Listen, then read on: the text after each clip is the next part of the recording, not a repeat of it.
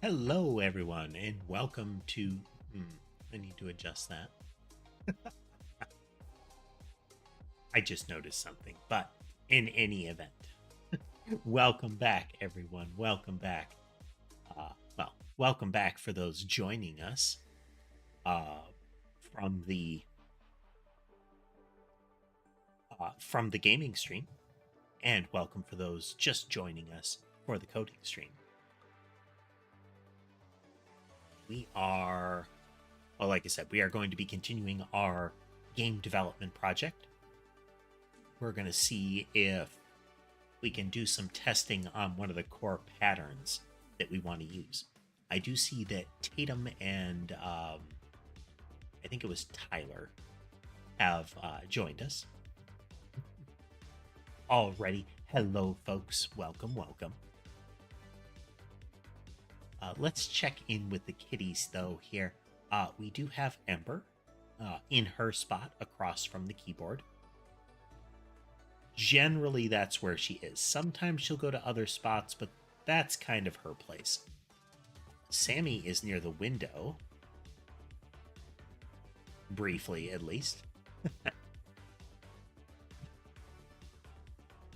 Wonder why she was passing through. But yes, coding stream. So last time, this is where we were at. Hey there, Luca. Welcome, welcome.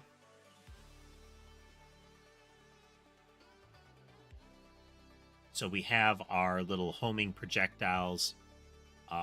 One of the things that I'm going to work on, I may have to work on it off stream because I got to do some research for it. Is the collision logic. So you can see some of the ones on the lower right there are getting stuck. And they're having trouble spawning. Part of this issue is that about once a second, like 60 plus things are coming back. And let's see. Hey there, Luca. I don't know if it'll be multiplayer in the future there, Tatum. That's a later question. We're getting some of the core behaviors done first. While it would be, if I was setting out to make a multiplayer thing, that's one element. Ah, okay. But so one of the things is getting the collision logic working so that it is not so harmful. It's if we remove the core physics handling, like them bumping into stuff, and instead have a less frequent sort of drift away from each other kind of logic, we might be able to get a greater efficiency.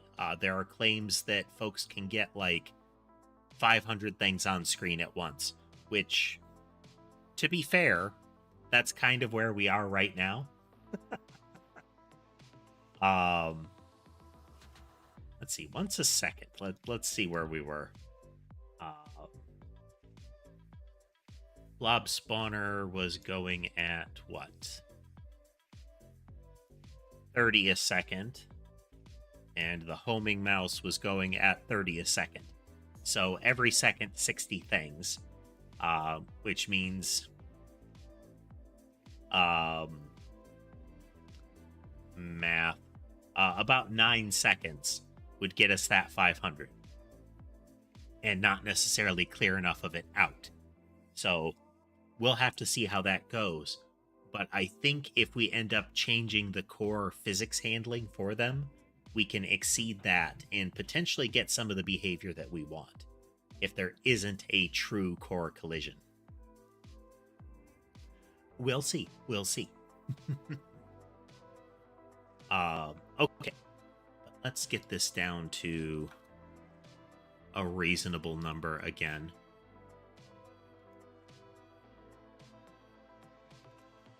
So that we don't have to worry about it going haywire. It is not my it is not the actual heartbeat. maybe in the future. Ember is across from the keyboard there. You can see her on camera right now. Sammy is on my lap, so I'd have to guess if anybody's on the bed, it's Mason or Sherbet. But I didn't see him when they were on the multicam. We don't have an official name for the game yet, Luca. At the moment, it's Nyanite Survivors is what I'm calling it as a project. Survivors because I'm following the questionable trend of prefixing or suffixing a name with its game inspiration. Hey there, Tass.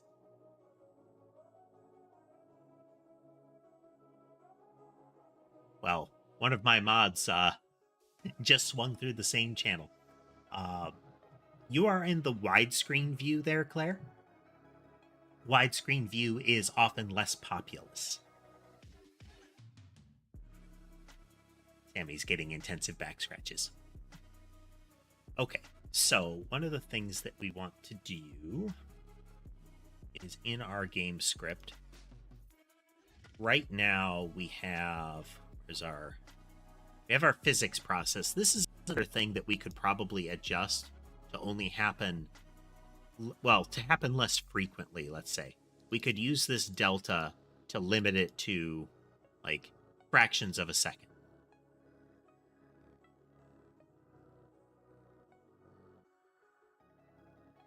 Is it not? Are you not seeing Ember there?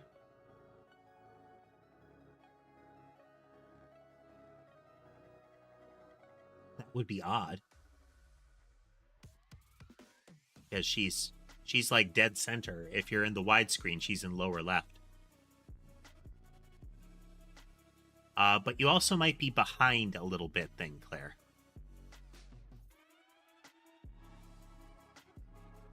Because if there's on the broadcast, it's definitely Ember there.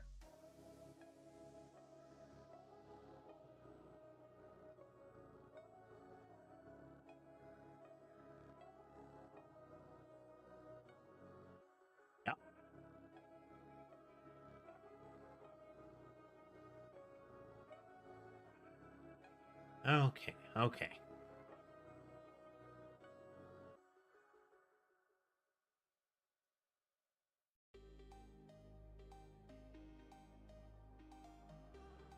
So we don't want this to be in the frame update. In fact, we don't want all of this stuff to be... in fact, none of this should be in frame update. We don't want it to update only on screen update. That can get clunky. No worries, Claire. Tyler.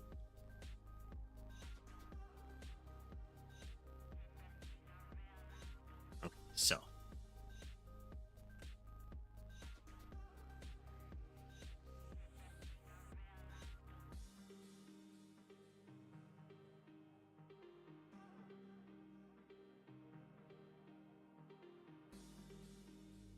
Okay, we want this to be...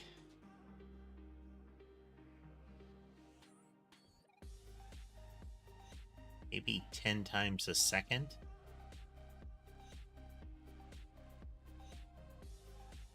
Let's limit this to 5 times a second.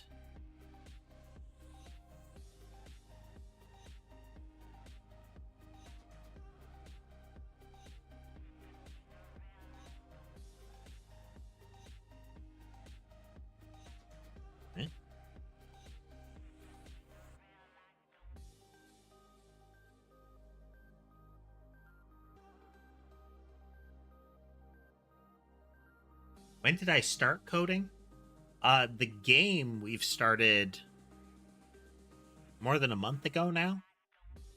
We haven't been doing it as much each week. Coding in general, much longer than that. But coding is one of those things you learn by doing. You want to learn to code, you just start coding.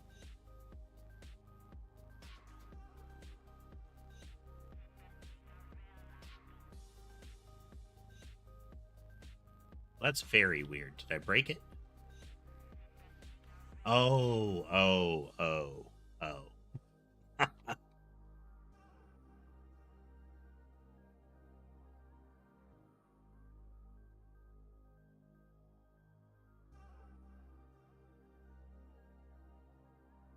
Oh, and I think I learned the syntax for a return on a function.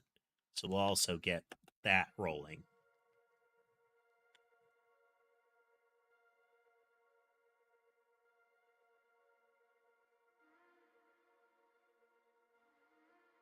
So float is equal to 0.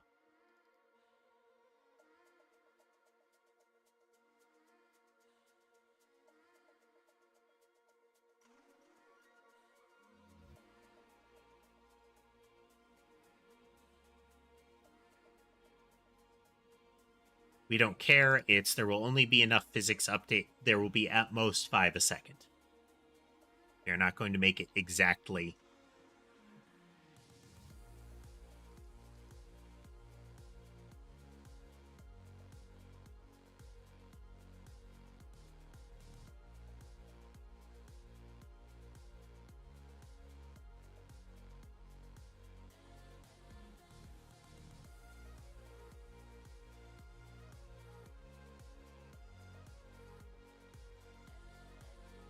They're spawning too close. That's weird. They should be spawning out of sight. Oh, no. They are spawning out of sight. This is sight. I've just got the camera zoomed out. Hey there, Rune. Welcome. Okay. So now we go in and we see if this helps. Let's put 29 or 30 of them at once. And we will put 29 groups of these.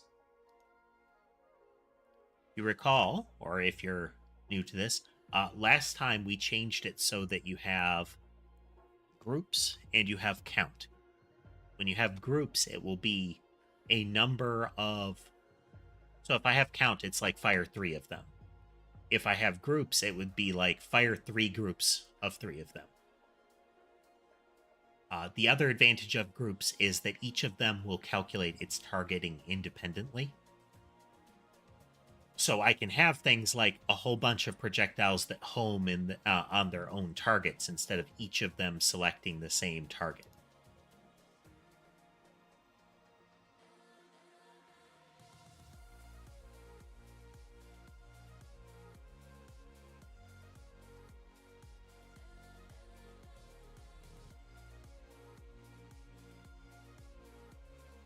Okay, yeah. The physics collision is definitely creating a problem.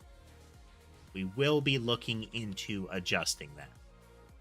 As you can see, we're losing frames here. Hey there, is it Chow or Cho or...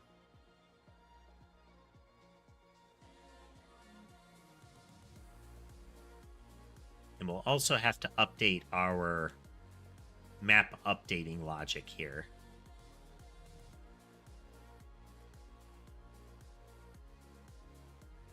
Yeah, if I move it away from the intrinsic physics collision stuff, I can probably get it working better. So you see it's cleaning up now because a lot of the things that are spawning are getting pulled off the screen and wiped out as a result.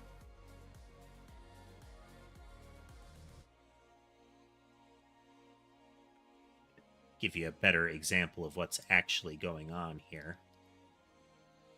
We put it down to just 1.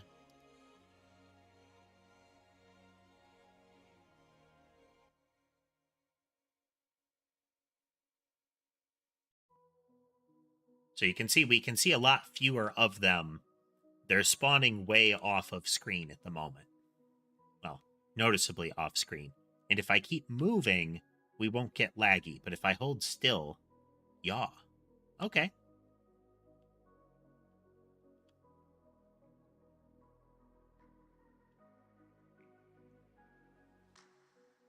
How it is.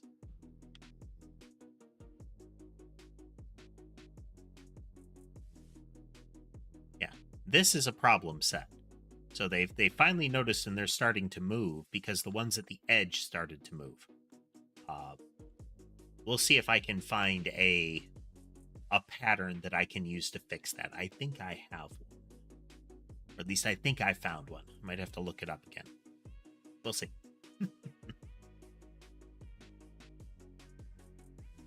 You can fire off a suggestion if you like there, Luca.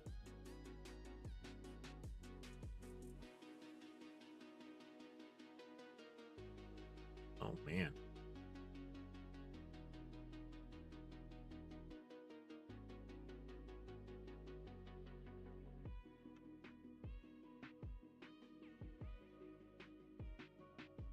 Hate that.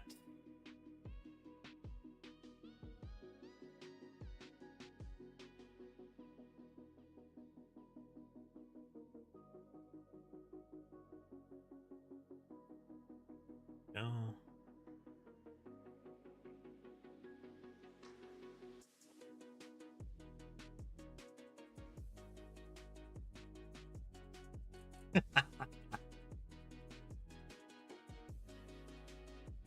That's not bad. That's not bad.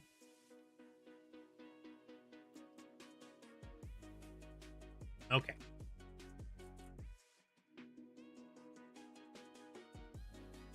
So for now, we're going to put it in frame updates because it doesn't need to happen on target. So what we're going to do is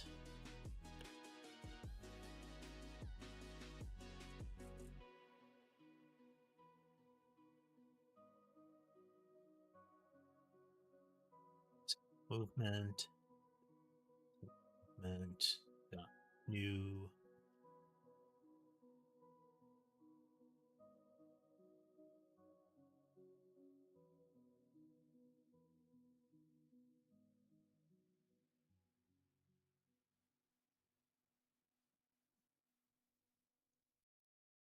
Oh, tricky. We would have to completely redo the spawner.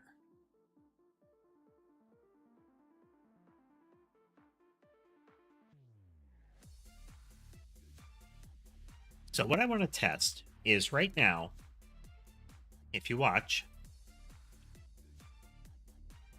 you can't really tell too much, but each of these little mice is selecting a target and moving towards it. Anything they collide with, they remove. This is not end state logic or anything like that. But how they do that is we have, let's look at this one. So we have our group modifiers, our count modifiers. Our position says spread them out. So they fan out. And our movement starts out as saying, if you don't have anything, move in a random direction.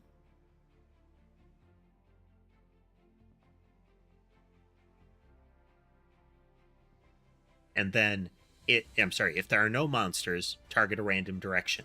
If there are monsters, target one of them. And then home in on that target. So we're going to remove home in on that target. And instead, we're going to switch it for straight line.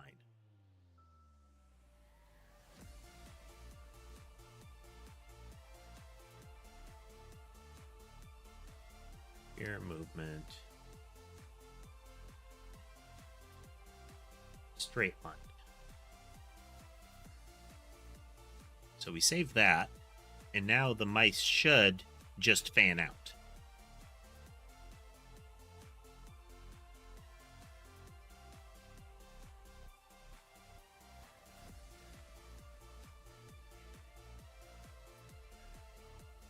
Now, they're fanning out in small groups. What I can do instead now is, with the mouse, instead of it being 29 groups, it will be 29 count.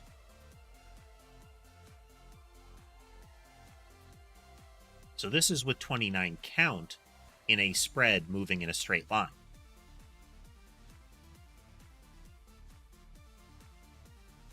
So what I want to test is changing this on the fly. So effectively, what I'd like to do is switch back and forth between this spread and the homing shots before. And we'll see how that do.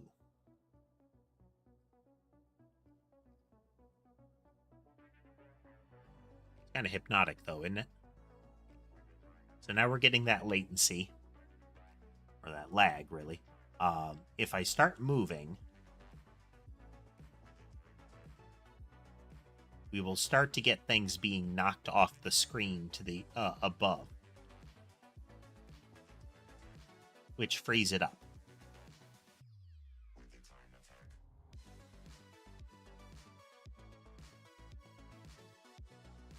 We look at the 2D, this blue area around the screen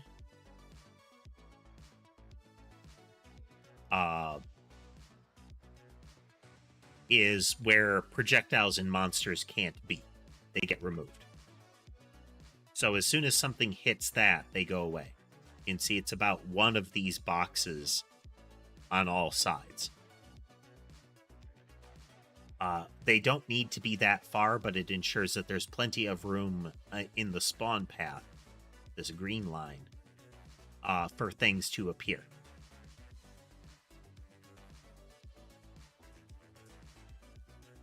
Could still narrow that down more. It already is narrowed down, I should say.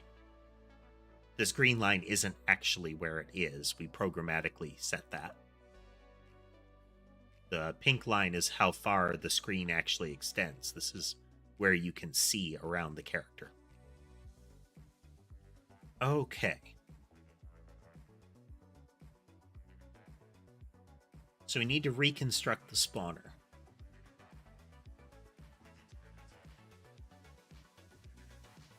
Go into our script for the startup. I do have a Discord there, Luca.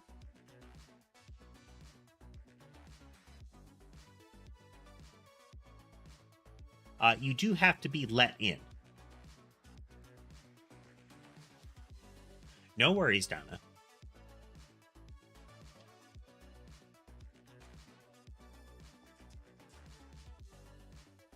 It's in general. It's just avoid any excessive spam, especially repeated things.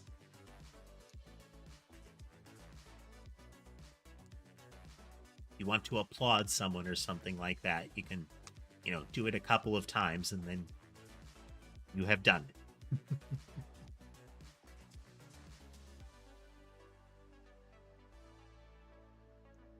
But enough said about that now,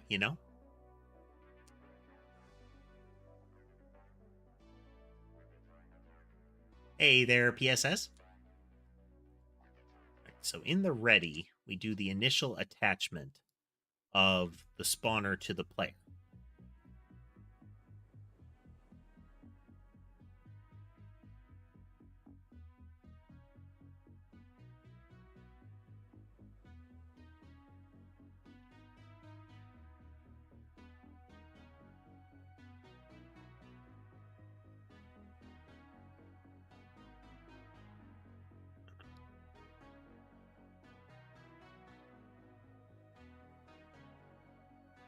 Attached to. Okay. That's so it updates its position.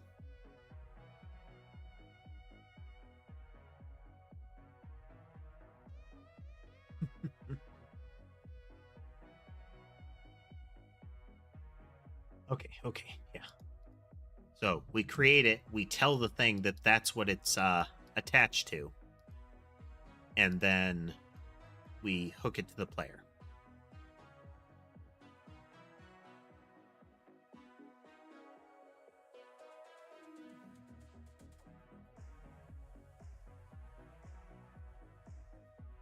And then during the physics update, we move the spawner.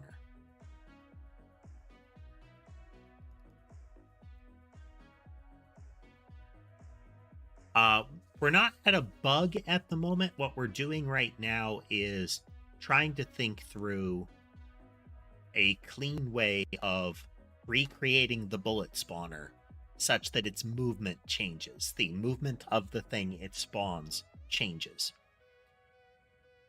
Spawner.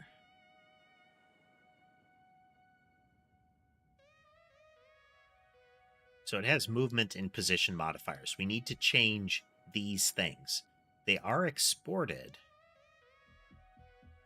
Yeah, they're exported. So we should be able to mess with that. We should be able to mess with that.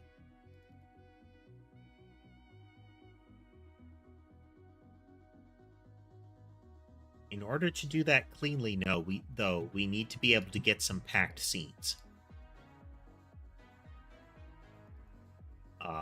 We can change these pretty freely. So let's start with that. We're going to start with group modifiers and count modifiers.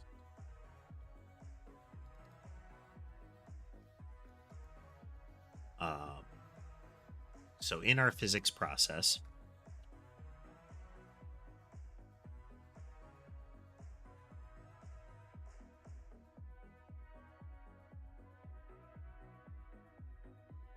spawner, spanwer.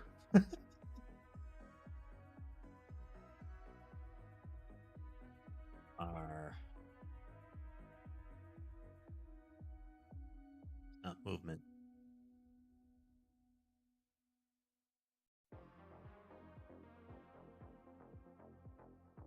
It's an array of integers.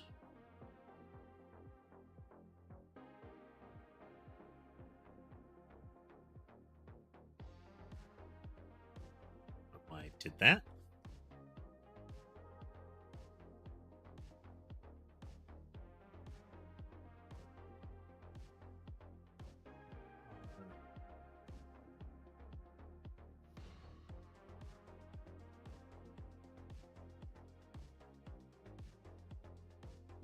Of integers.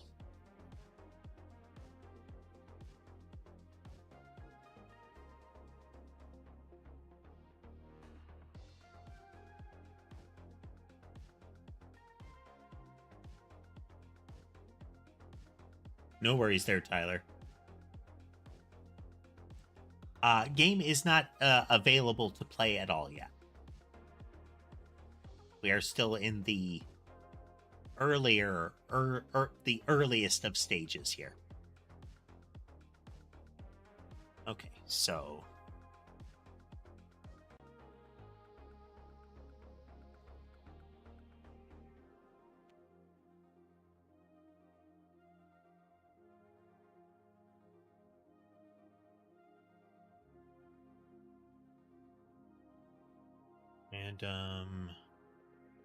int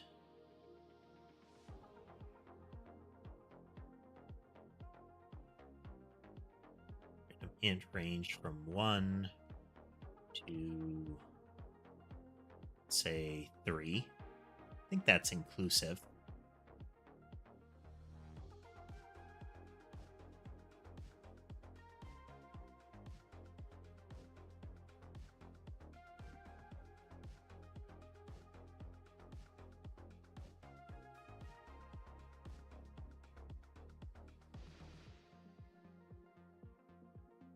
Number of modifiers, do this.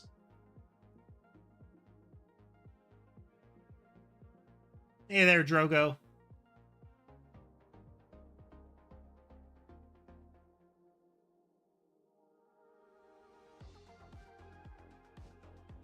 It's like I'm missing some text flowing by here.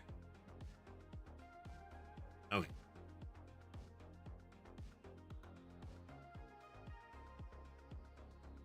Thank you, Drogo. Thank you.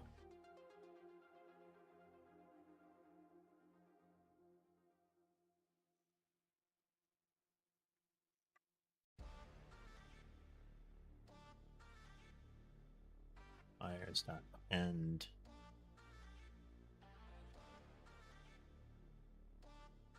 Rando. Randi range 1 to 3. 0 to 3. Yes, Tyler?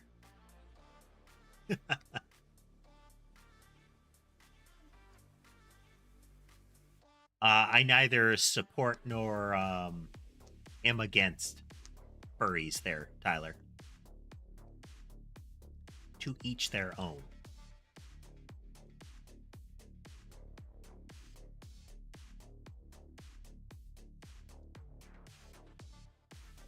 I recall seeing a scale once.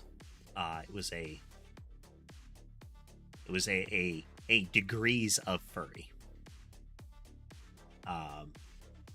Drogo has found my Twitch stream as well.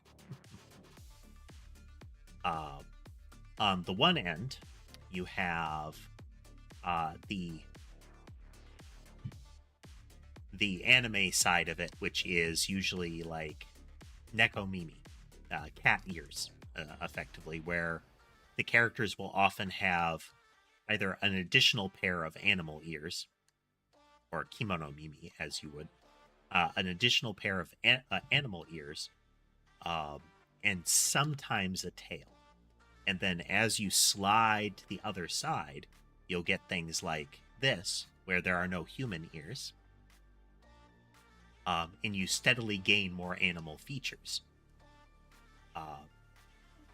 The common in what people commonly see as furry is more towards, like, it's not towards the rightmost edge, because the animal features are usually kind of not fully animal features. Sometimes you get a lot more human feature.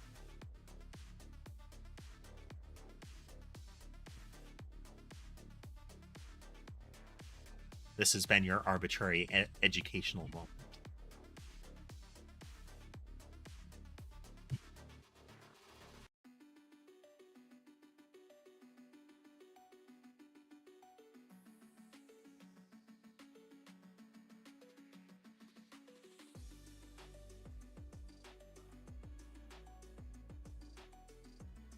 My favorite cat, I don't really have a favorite amongst them. That's why I've limited myself to like 5 of them, because it's easy to give them all attention.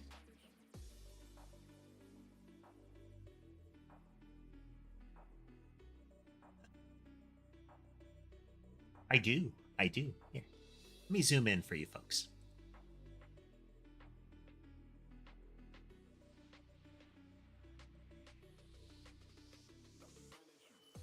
See? The Nano Core.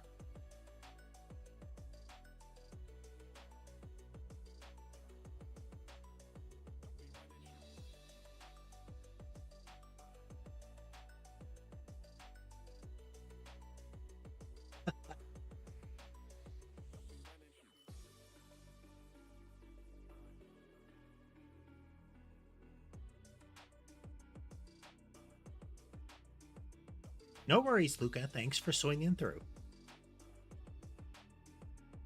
Is there a way to flush the array?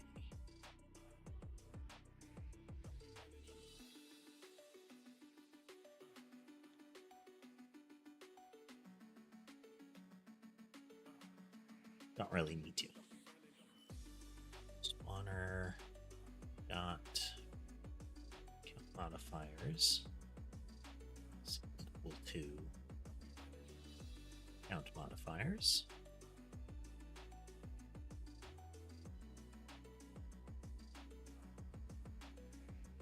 Spanner.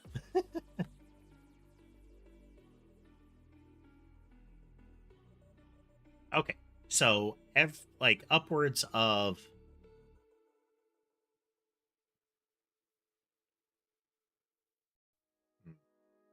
I want to make this less often.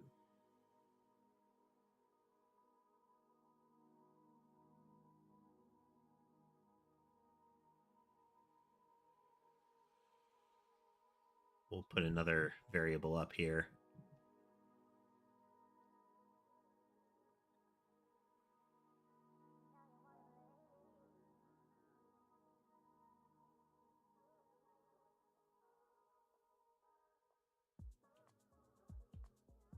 Time since weapon update.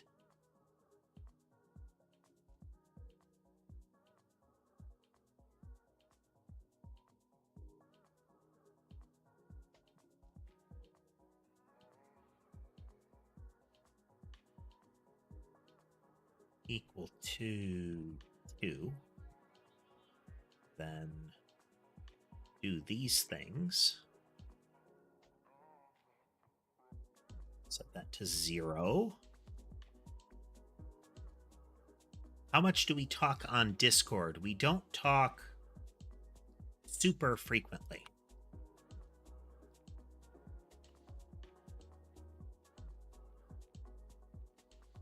It's much more, if somebody starts a conversation is likely to follow.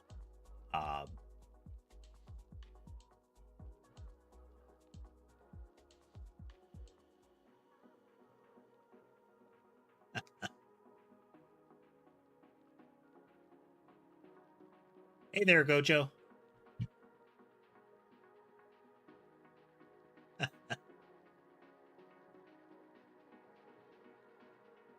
We work with what we got there, Dana. We work with what we got. You learn.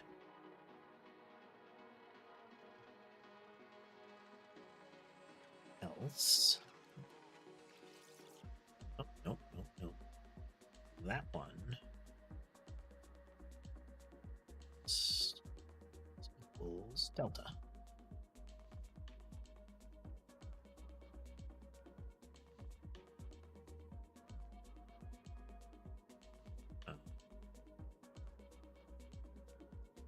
Copy that. Tile map, spawner path, weapon. Okay, so this randomizes the count and group modifiers. Well, we're about to see if I broke it or not, Daniel.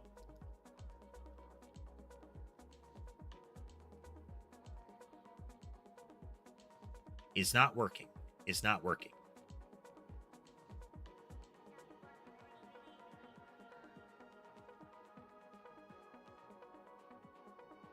So first, we're going to see if we ever get here.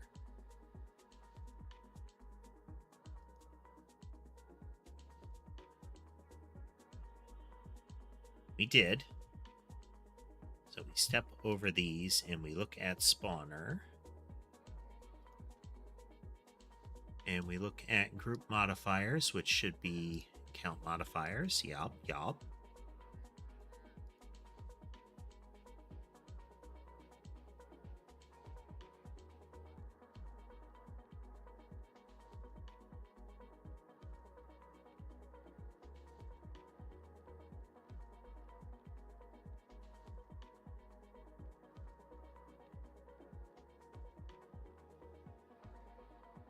Count modifiers. We should be going through this. Oh. That's why.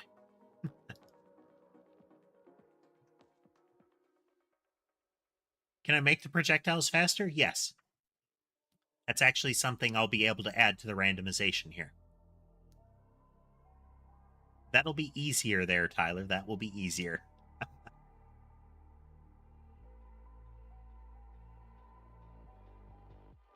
Doing pretty good there, Arrow.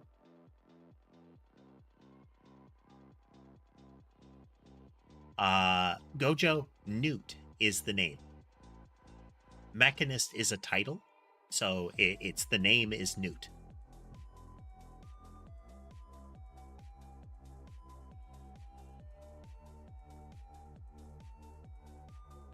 Okay, that's why. That's why. Because we're not messing with spawner. We're messing with... Where is it? There should be a bullet spawner.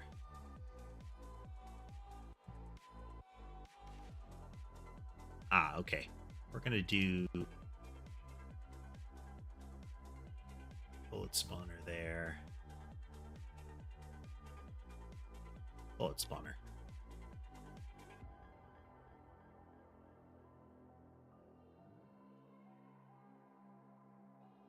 So then we can take bullet spawner. Do that.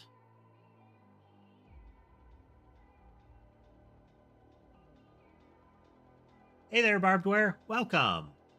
And Sapphire. Sorry, I'm falling behind here, folks. Doing good, Sapphire. Doing good, Sapphire.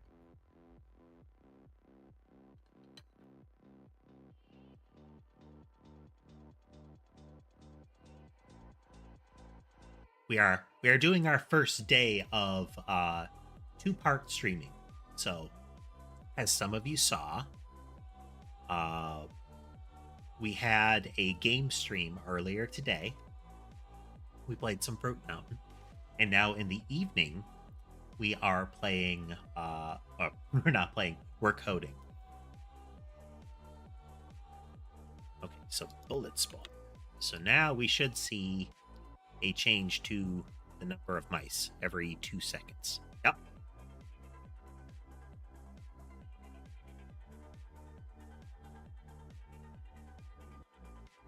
So we can see the different clustering of them going out.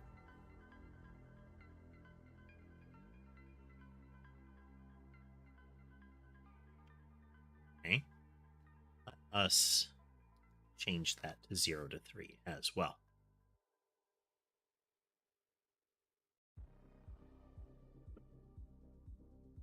I play neither of those, Gojo.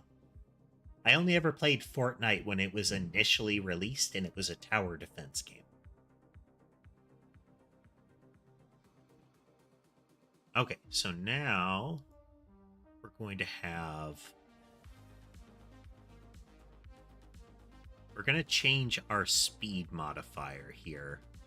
This is a little trickier, since we know only the third speed modifier can be changed.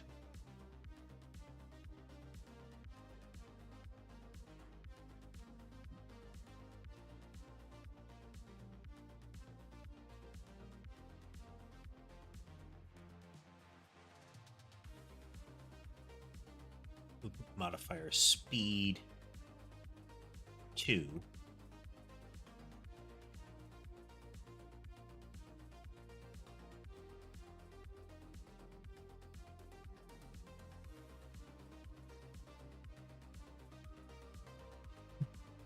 That's it.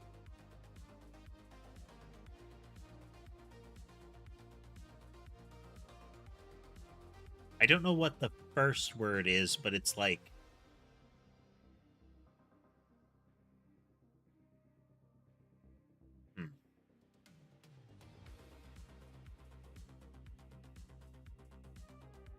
Yeah, this is purely testing barbed wire.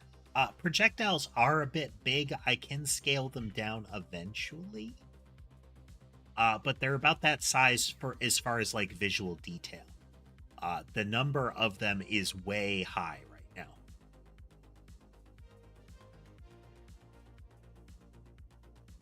Easy, let me translate.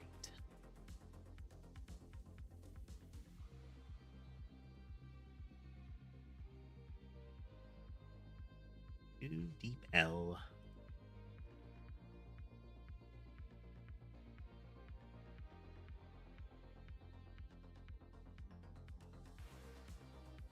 Doesn't seem accurate.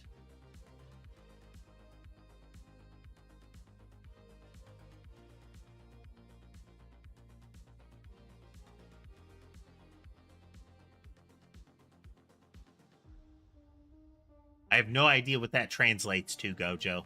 And I try to make it a habit of not saying something unless I can translate it.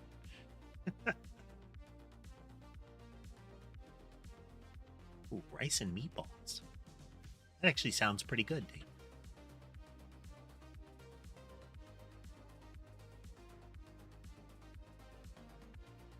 Ooh, random float range between 48 and 192.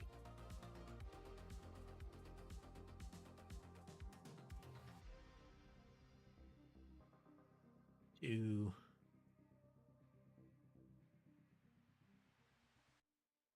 I don't seem to be changing speed much. First modifier to speed should be 0, 0. Yeah, their speed isn't really changing. But That should be a substantial change to speed.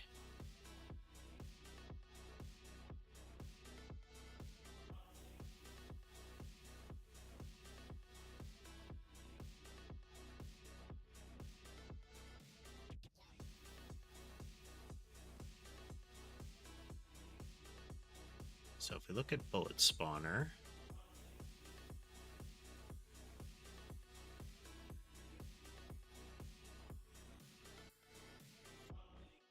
movement modifier speed. So 2 is currently 96, and we're going to set it to something from 48 to 192. So we step over, look at bullet spawner again.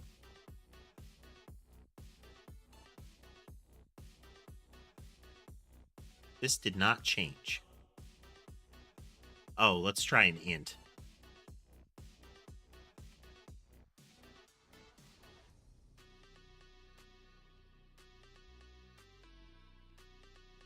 Yep. Now you can see them changing their speed.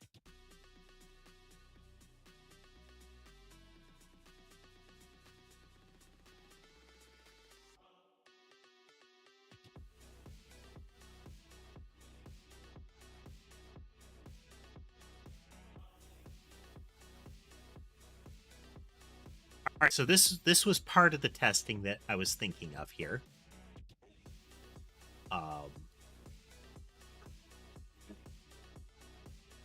So the next is swapping the modifier out.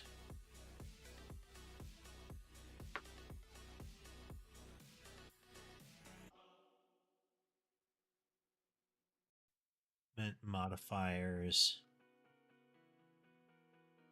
to load.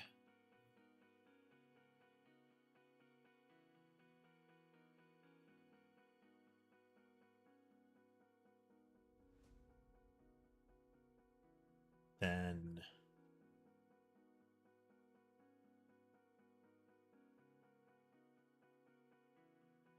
range 0, 1.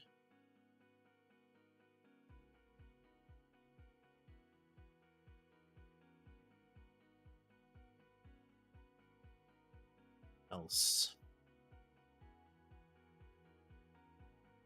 This is not actually how the code will work. This is brute force testing code.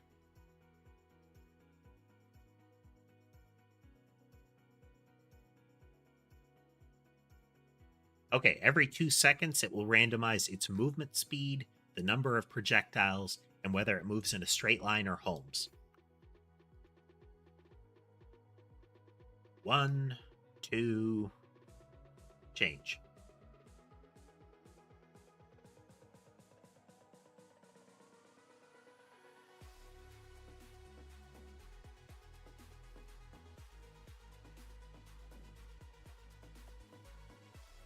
Let's make this a little more apparent by taking our blob and cutting it down to no count modifiers.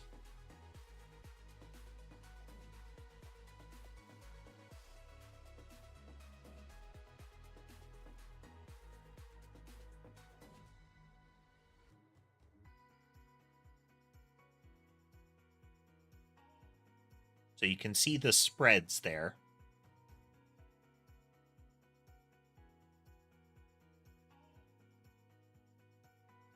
Okay, so what we've demonstrated with this is that on the fly we can change the way the projectiles work. This is one of the core things we're trying to do with the game, is make the weapons modular.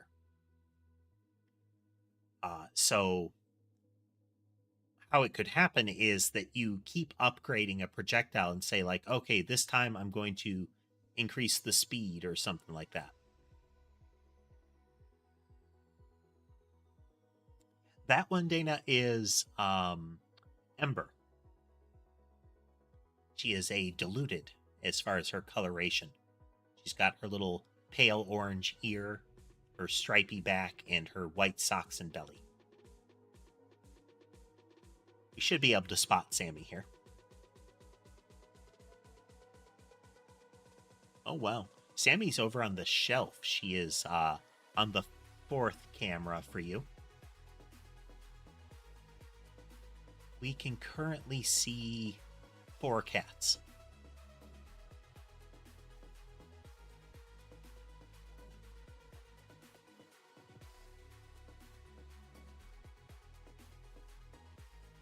That's right, Barbed Wire. The entire group of projectiles have the same speed.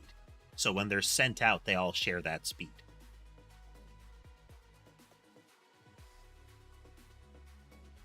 So the behavior that we're seeing is random target, then random mob. Those aren't changing. One of the elements that's changing is, do they move in a straight line towards what their target was? Like wherever they're aiming, they keep going that way. Or do they veer towards their target?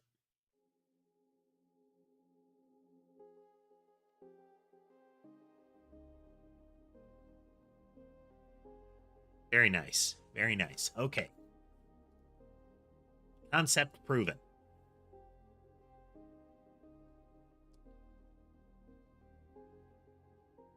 So all of that can go away.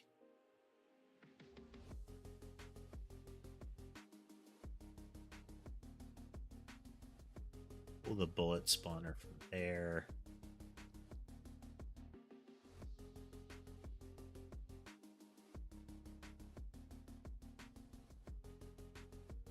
The one on camera is currently Ember.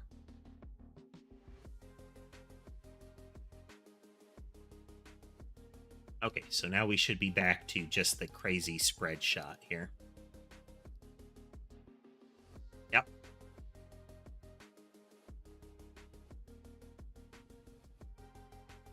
It is Ember, like a, you know, the cooling ashes of a fire kind of ember, or depending on your interpretation, the flickering sparks off of, say, like a fire.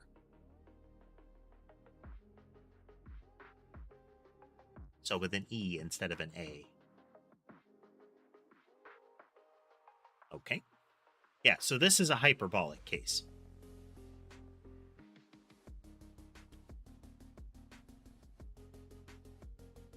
It will never actually do that. Or at least it's unlikely that you would reach that point early. But all right, modular movement is in place. We don't have a lot of examples, but it's in place. We have projectiles. Eventually, we're going to need a catalog of, like, movement types. We're going to need a catalog of positions, of targeting, those kind of things, so that we can actually line that up.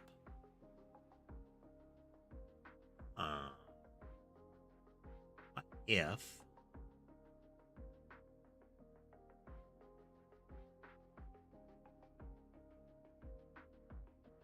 just random thought here?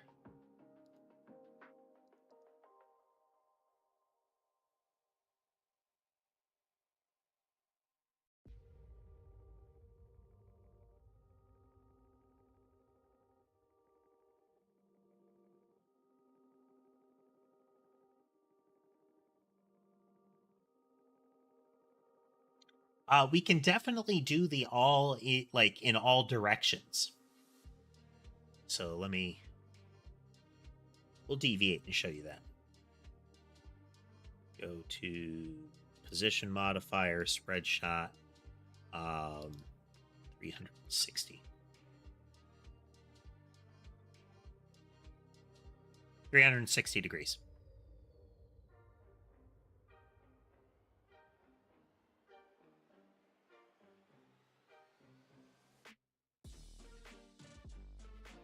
Very modular system. That's exactly what we want.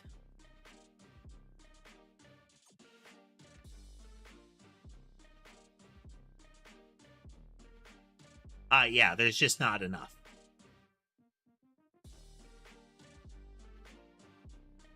If there were more of them, it would go all around.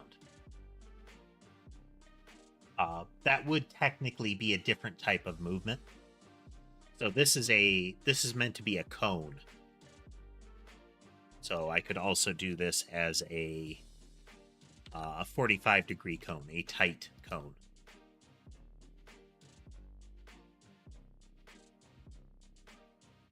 Yeah, it's very slowly smearing apart because it's much narrower.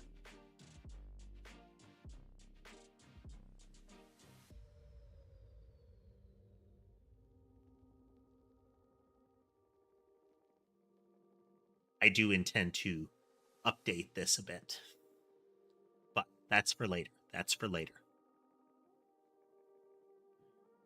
All right, so we need better collision logic. In general, you lose if a monster touches you, you start losing health.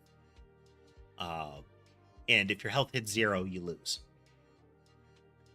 We're just, if you look at the upper left corner of the screen there, this is all like early prototyped kind of stuff. So nothing is really as it's supposed to be yet.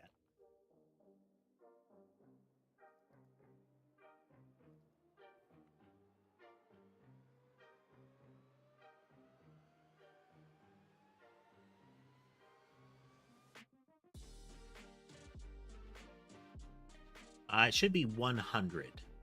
The edge of your, if you have enough of a bezel or a bevel or a phone case, it might be covering the 1. But if you look, the number drops if these little guys touch me. Just mechanical testing.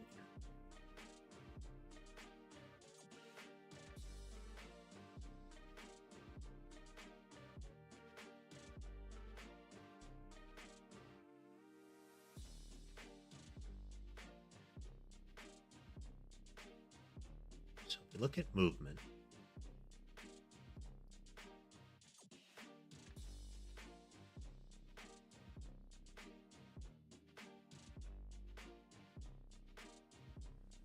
movements don't have a physical form.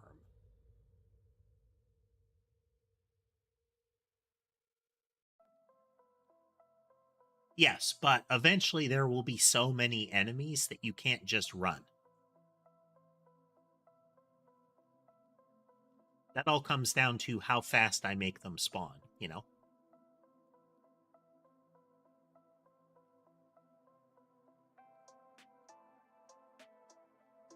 How fast and how many, kind of thing.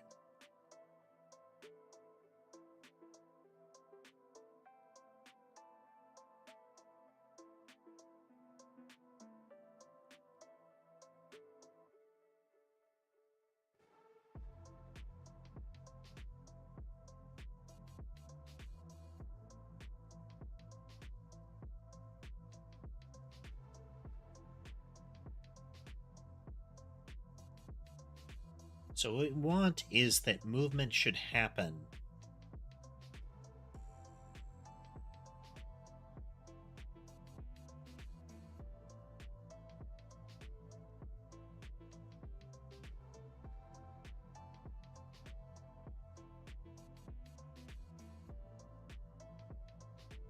like we don't really need to move and collide.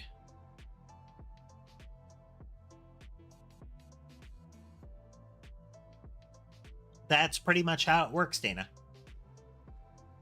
Is over time there are more and harder creatures. The blobs and the mice and all of that, those are placeholders for now. Like, I'm still going to keep and use the sprites. It's just that they're not all going to be blobs and they're not all going to be mice kind of stuff.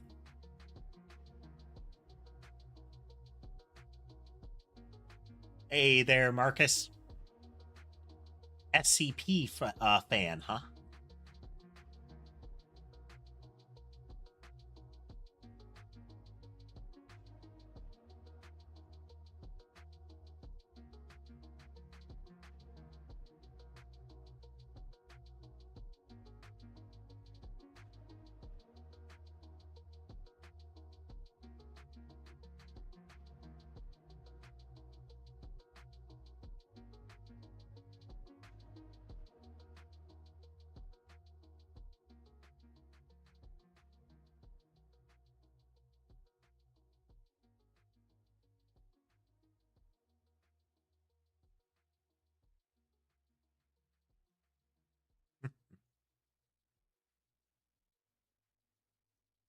Okay, okay.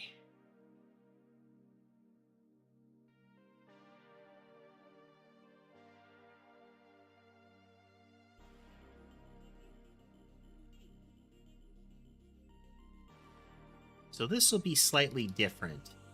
We have a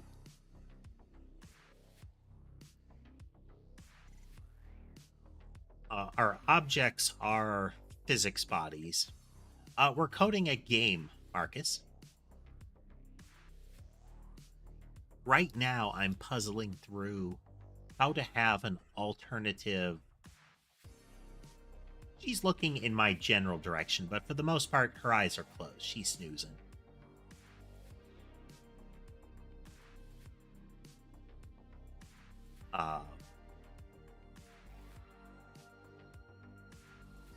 So what I'm getting at is that we don't want to rely on the built-in Godot physics. That's starting to cause problems.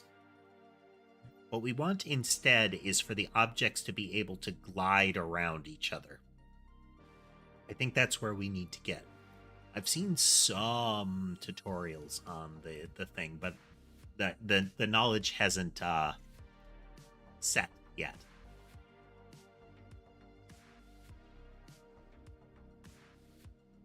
So if instead of colliding with non-players, indeed.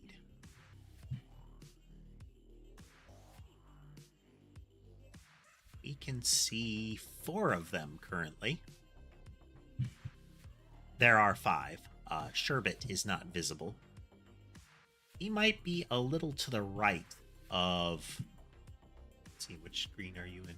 He might be a little to the right of the 5th camera. But it's hard to say. He could be anywhere. But we have Ember, then Sammy, then Mason, then Sky, as far as the tall form stream is.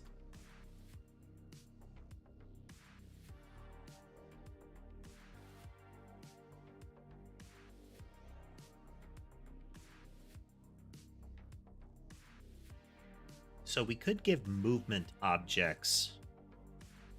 Movements are nodes, right? Yeah, they extend node. Hey there, Jabanyan. Welcome. Well, there's plenty of cats to be found on this stream.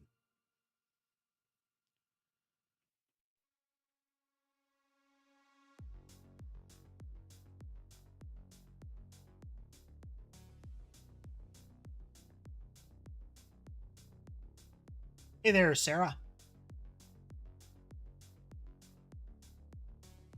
How we do? How we do?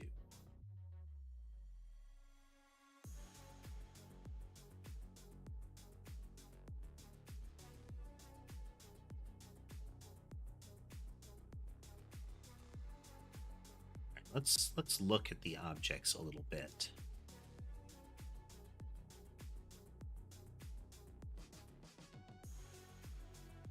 Raycast 2D.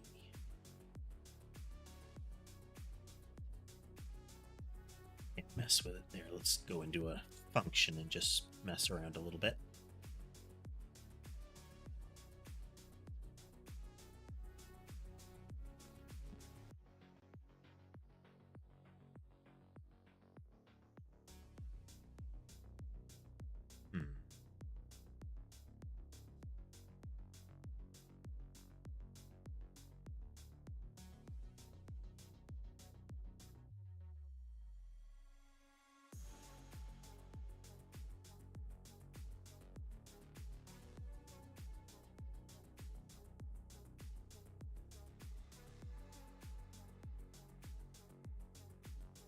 So we want the parent object to have the raycast, but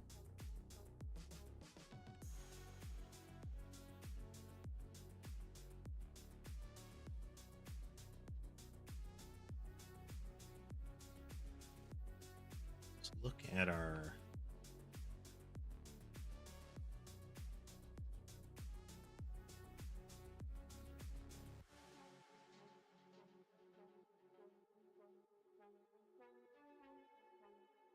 Okay, we have a default mob body. Okay, we can run with this. We can run with this.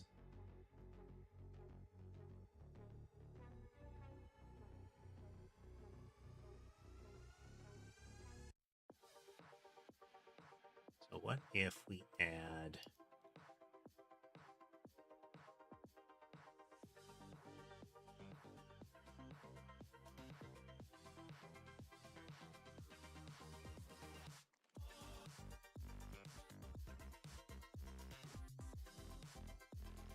Okay, we're gonna spread it along.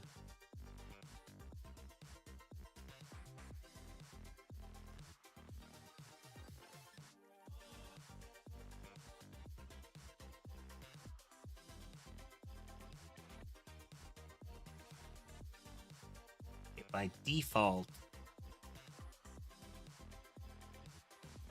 they're...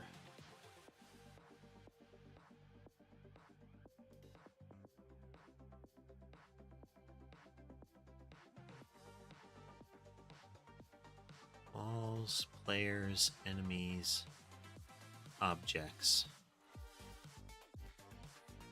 And it is an enemy layer.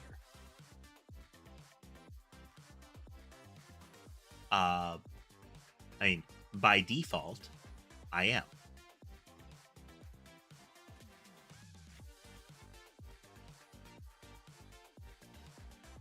But it's subtle.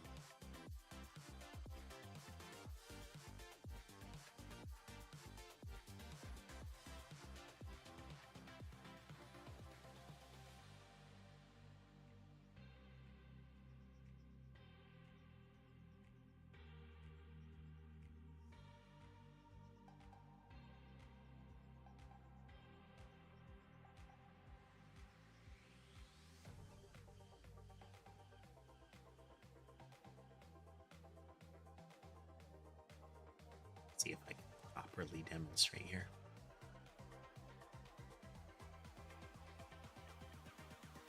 So, smile.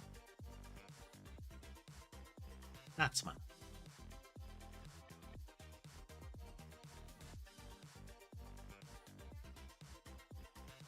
Do these too.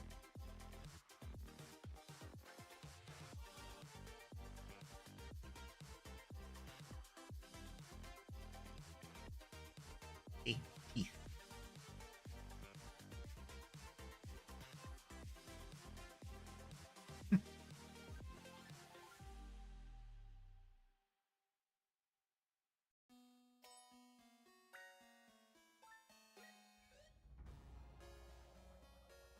Okay, so the raycast needs to look for the same things.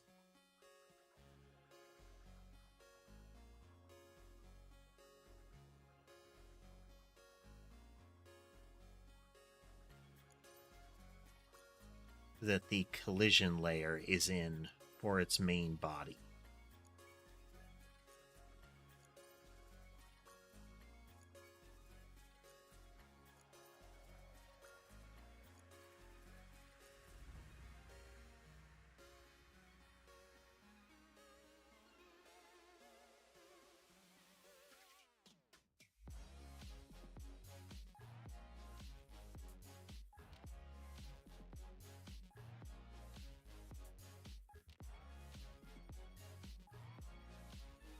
That does sound cute. That does sound nice there, Tyler.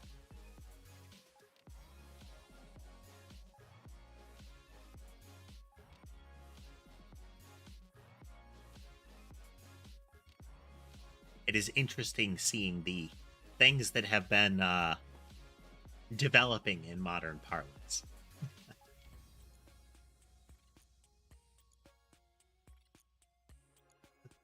All right, Marcus, thanks for swinging through.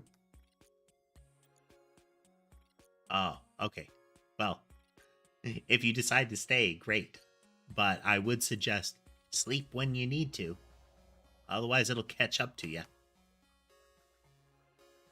Okay, so we need the raycast to... It's going to go from its 0 position, essentially its local position. And it's going to go forward based on its movement. So it's going to rotate with the direction of the creature. So I don't need to worry about the target position so much. What we're going to do is we're going to adjust the velocity accordingly.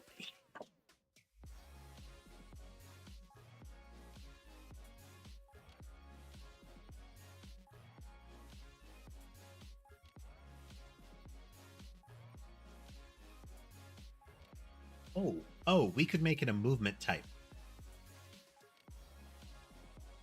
Yeah, we could make it a movement type. So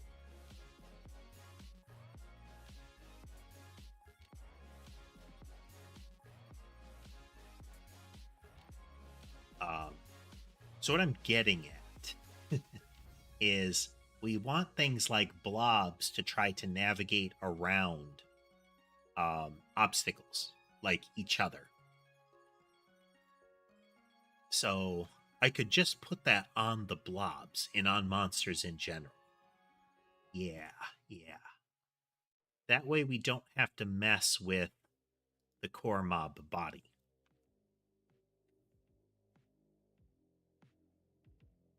Well, we can use it. We can still use it, but we'd have to adjust it accordingly. Let's put that.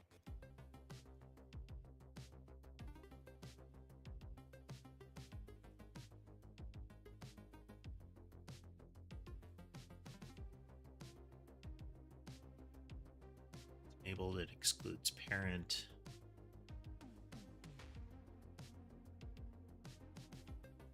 We get folks from all over the place.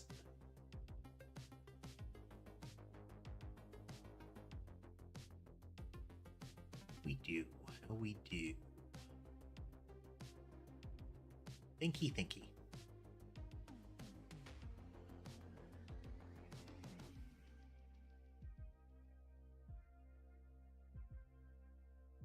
We'd only have the mob body if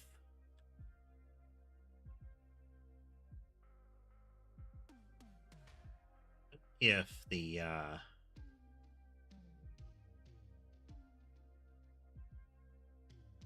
what if in the movement object,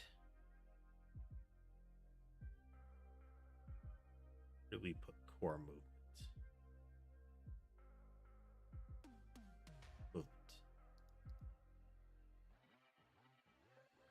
Node 2D.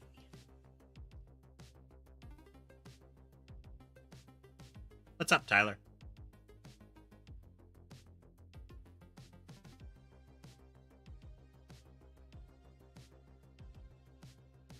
So we changed this to a node 2D. It doesn't have a physical form, but we can roll with that still.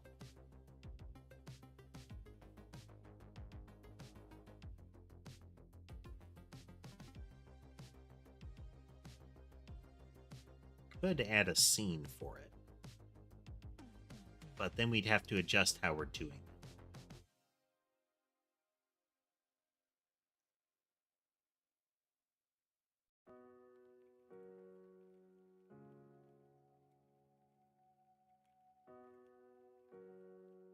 That's pretty much the pattern for this kind of game. It's when a creature dies, it has a chance to drop essentially a point.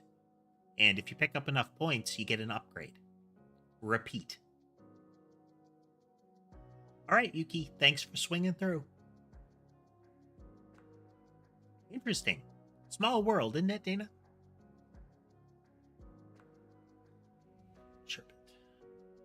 Sherbet is passing through behind me, looking for attention.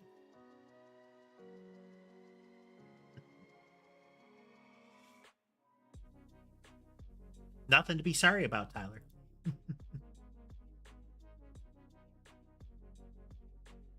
I'm just saying that that's kind of how these games go, not that you should have known.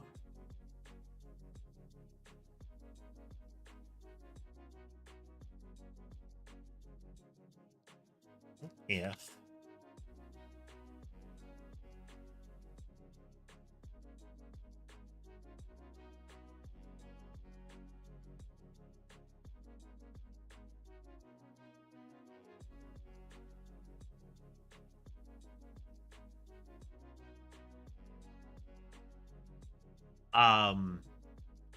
The end of this kind of game is usually either you lose, you play as long as you can, or just as often there's like a boss that appears after a period of time, 15 minutes, 30 minutes, depends on which instance. Like Deep Rock Survivors, the Deep Rock Galactic spinoff, has much shorter, like multiple levels in a row, but it culminates in a big boss fight in each one of them, where the goal is beat the big boss and then leave that part of the level.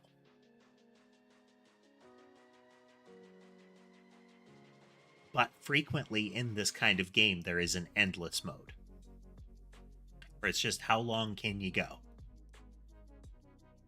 What if in function ready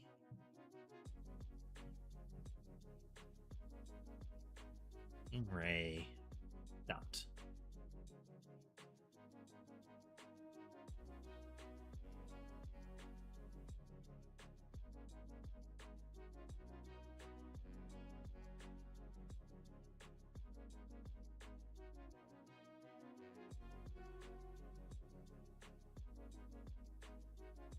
to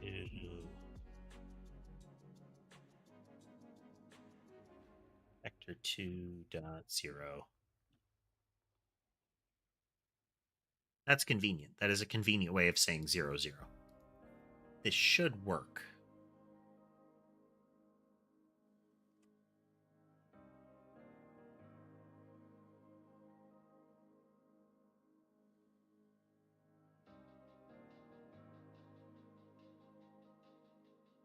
Tell me more about this raycast.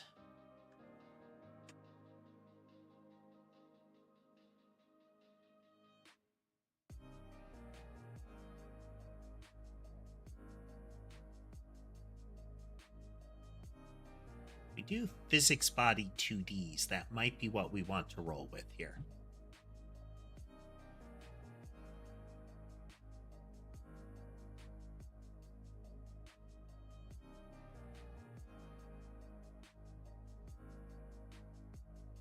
Wouldn't be in move that we would do this.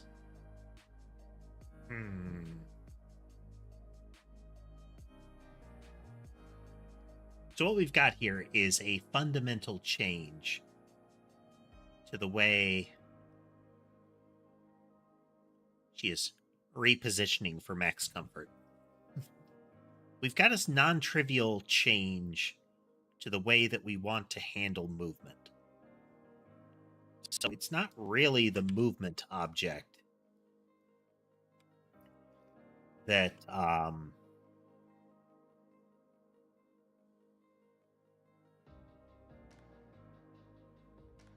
that cares about the ray. It's an individual movement object. So effectively, some of the movement patterns will think of moving in this fashion. But this is the tricky element, because I need to make sure that move and collide doesn't actually cause a collision here. Oh, we want to mitigate it. We want to mitigate it.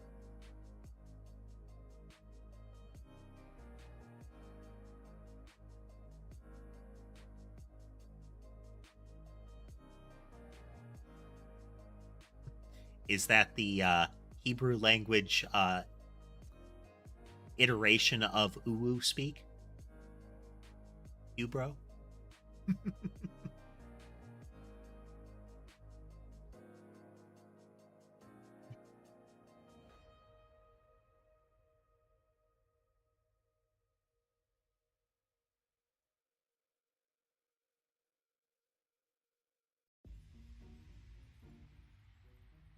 I don't know. Maybe that's how you actually spell it in the appropriate pronunciation. If so, my mistake.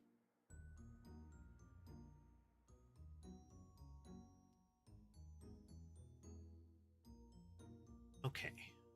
So how would we do this? We would want it to be the last movement. It needs to be the last movement template so that it adjusts.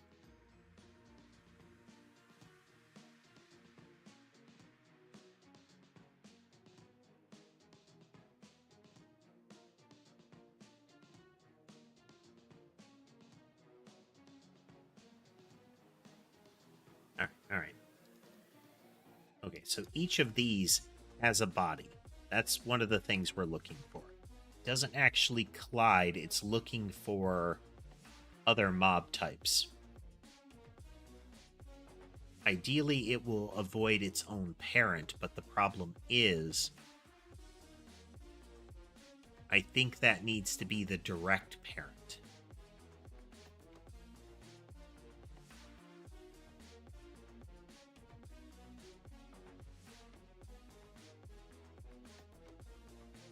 Oh, boy.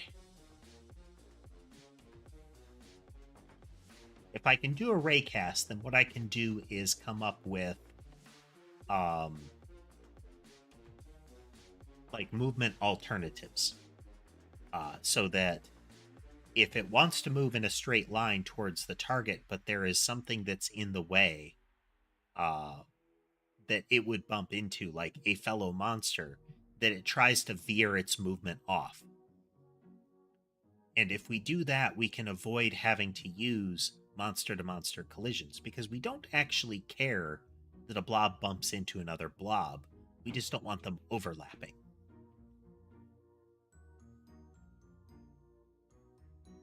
Which could include things like, if there's another monster in your way, directly in your way, and you can't avoid bumping into a monster, just stop and wait.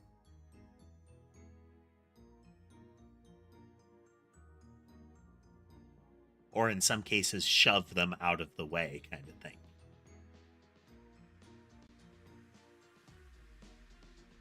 How to do. How to do.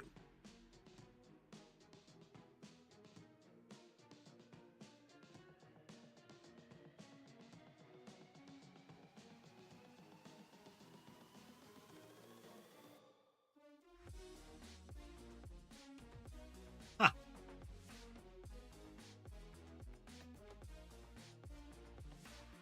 I did not know that word. I mean, it isn't shocking. I'm not familiar with that language at all.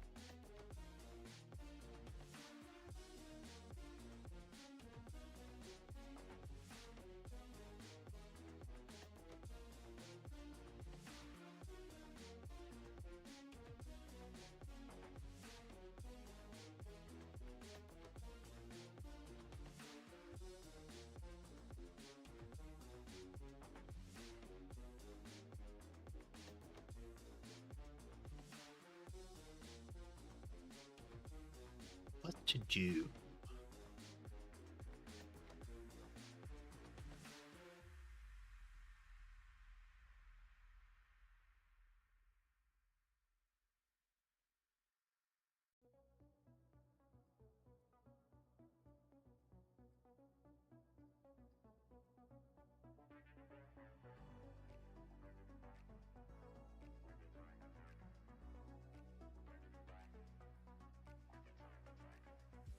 We put this together. I could put it on the mob body. Like the core mob body. I think those have...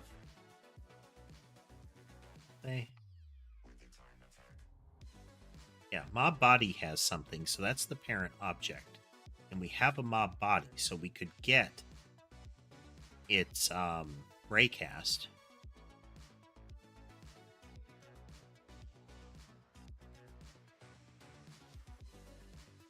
Yeah. So we go into the mob body. We're going to add a raycast to it.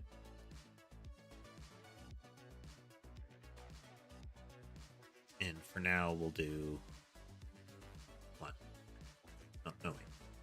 1, 0.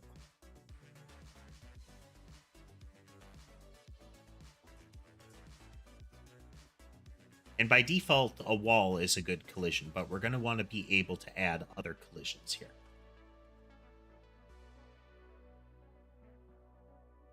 So then each creature can change its raycast to be a different mask.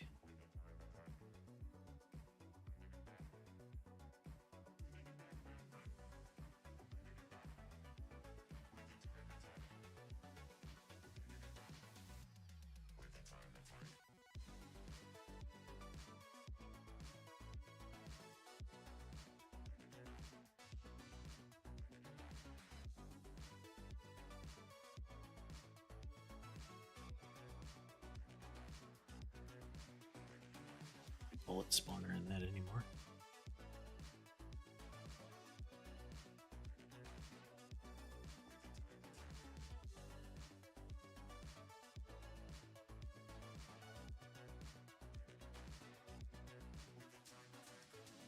No, we want mob body.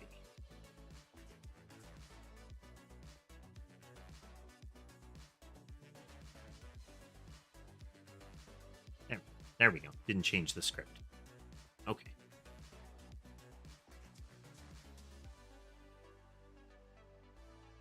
Body, that's sprite.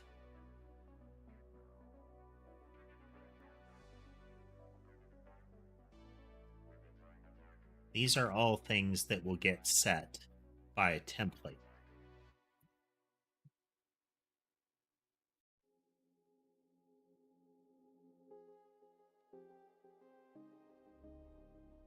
It has 2D, and then if we go to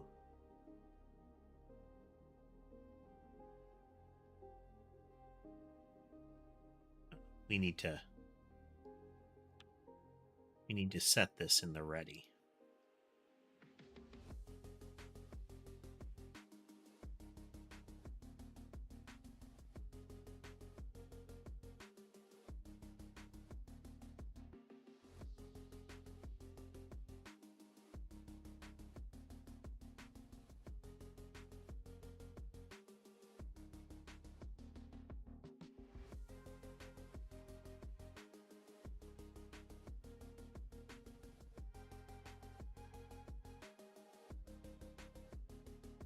Ah, okay. Well.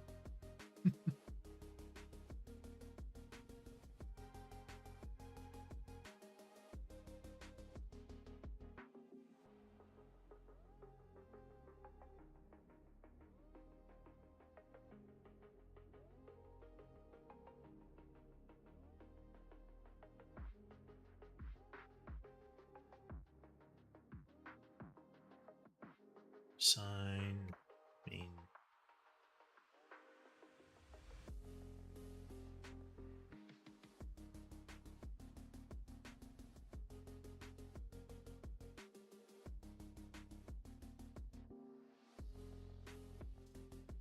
Should be what I'm looking for.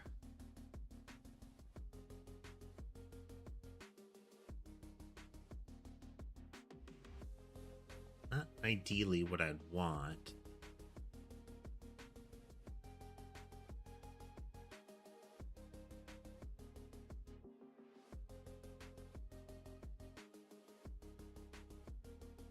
Because those are set in template.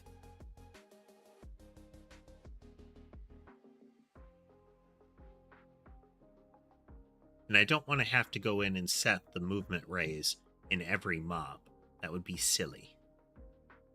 So I think doing it this way is probably the best, because none of the individual mobs need their ready function, or they should not.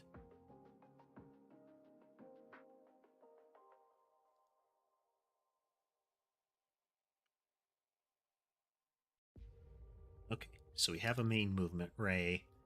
So if they have a mob body, they should be able to get access to main movement ray. So if I go into here,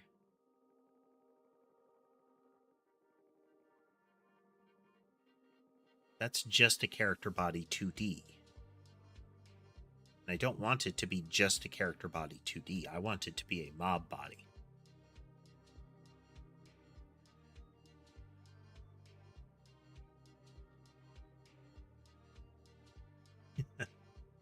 A semi-decent mechanic? Probably not a lot.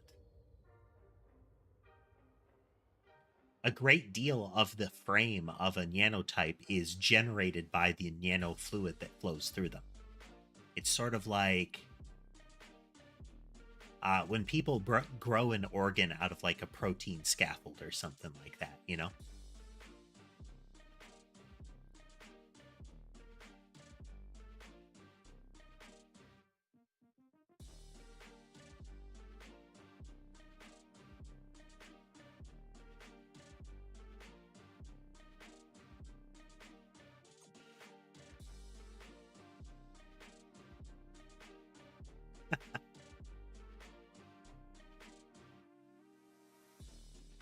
So I need to revise some of the logic here because calculate target says character body 2D, but that's not actually what I want. Mob bodies are character body 2Ds. Like, they are, that's what their base type is. But script-wise, they extend it. So what I want is that movement templates should take mob bodies, because that will give me a movement array. And that's what I want so that I can have them do like avoidance movement instead of actual collision movement. Then I can make it so that mobs don't collide with other mobs. They don't physics collide with other mobs. The ray that they cast does, but they don't need to do like bump movement. They'll just say like, hey, if I'm overlapping and my movement vector takes me into one of them, don't, you know, instead just sit there or try to veer around them or something like that. Effectively, if I cast a ray forward and that ray intersects something, then my direct path of movement will probably bump me into something.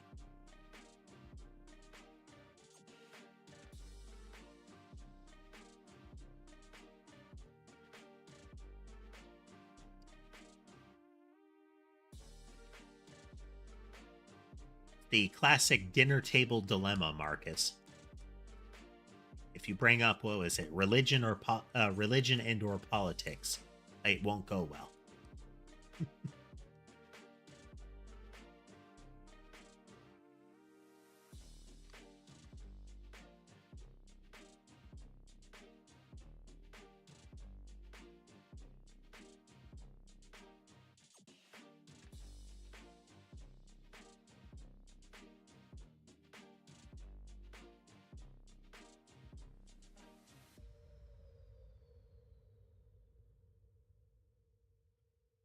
So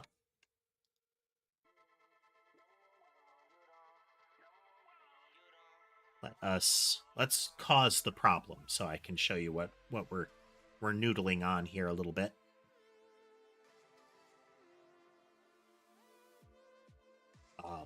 Because I may have to take some time tomorrow to try to get a relatively complex solution in, but I'd probably take the time tomorrow because I'd need to look some stuff up to do it. And, you know, not really the stream content target is let's look up a bunch of tutorials and discussions if we can avoid it.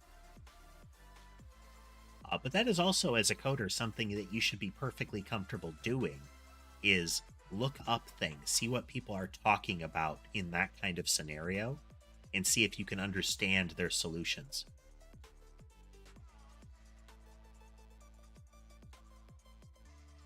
So we have a main movement array. So now we're going to look for movement template. We're going to take a mob body here. Just so.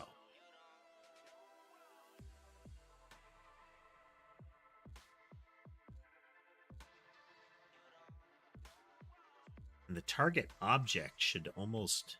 No, target object is an object. It is not a mob body necessarily. But the thing to move is a mob body. Yes.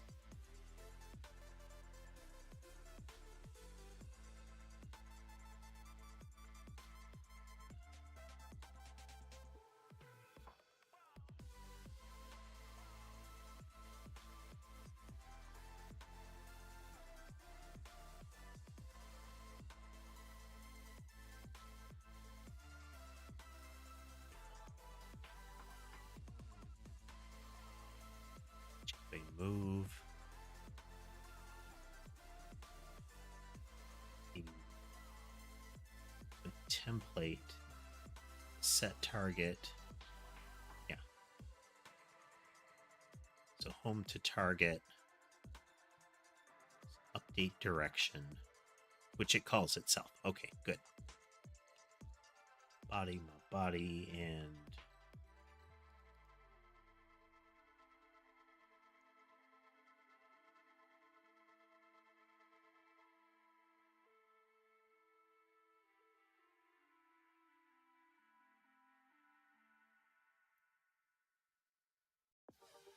random direction.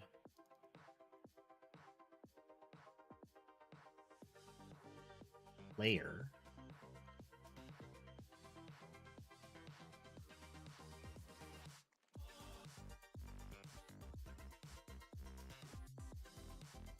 Okay, did I break something? Nope, seemingly not. Okay.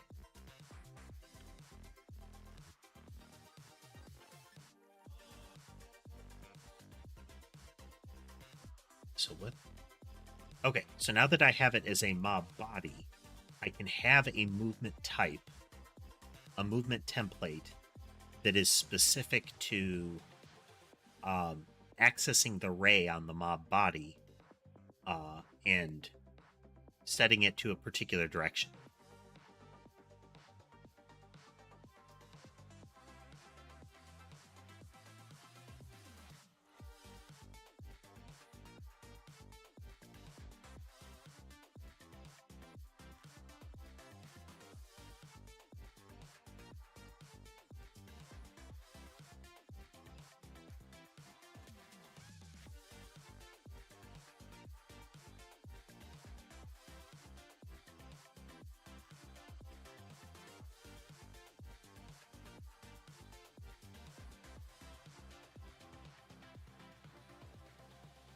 So what I'm looking at now, can't really see it. I wonder if we can show it.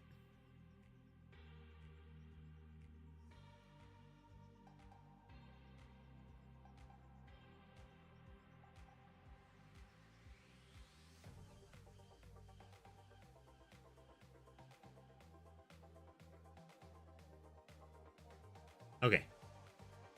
Oh, we need to rotate the collision shape too. So that's part of the problem with the mice. The collision shape isn't rotating. Good to know.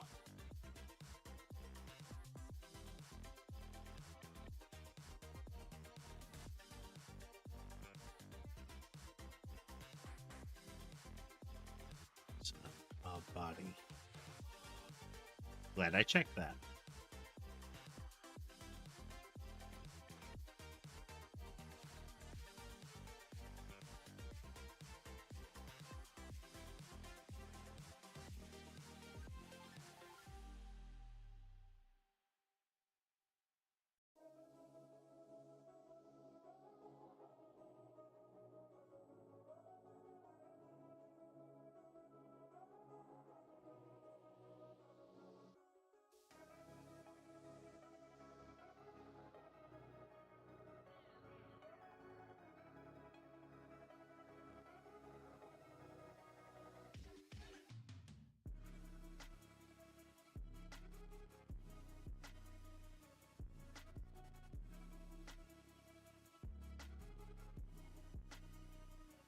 Check now mouse body.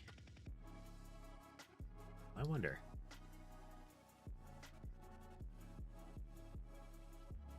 Okay. Body, sprite, movement, type, modulated color.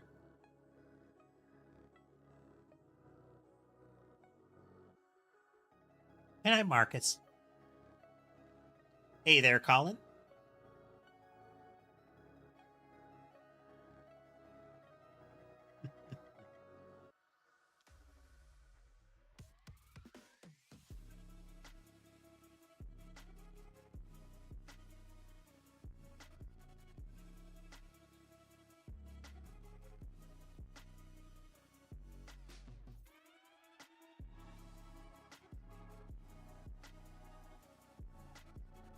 Bodies are character body 2Ds.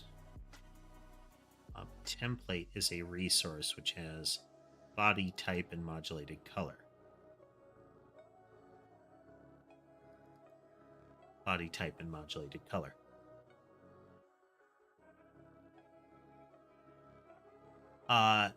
No, my next live will be on Friday. And we're going to start with a game again. Earlier in the day, and then we'll have coding in the evenings like this.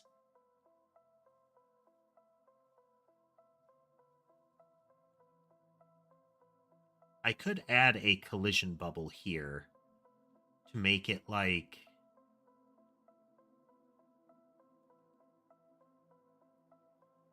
But the individual bodies could have multiple collision bubbles. All right. Catch you later, Tyler.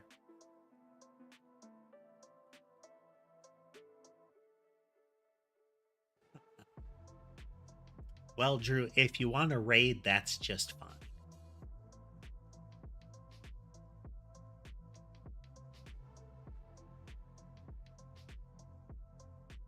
It's always something that can be good. But it ultimately depends on if your audience would find this kind of thing entertaining.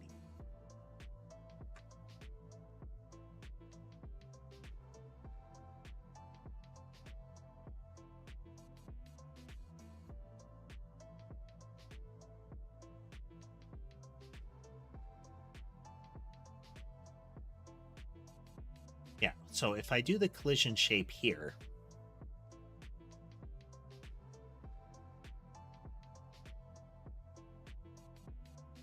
no, I can't do that here.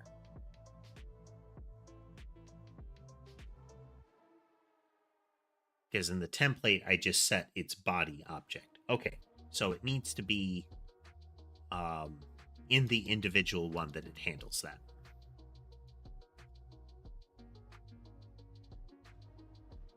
Oh. Yeah, it's in ready that the movement ray gets set. How are we going to do this? I do that.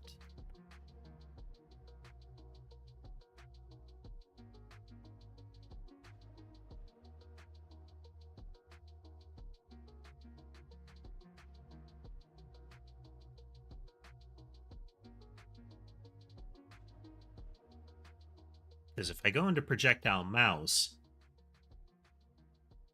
I would like to set in ready like particular variables.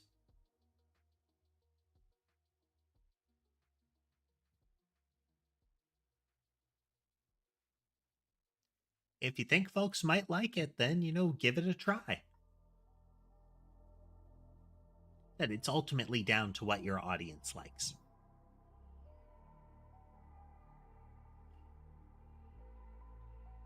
So I can't use ready for this unless I do a parent chain.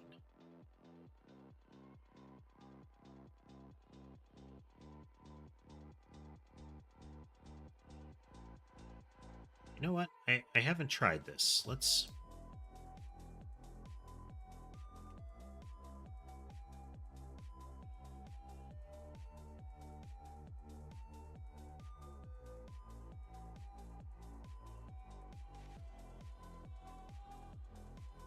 debug.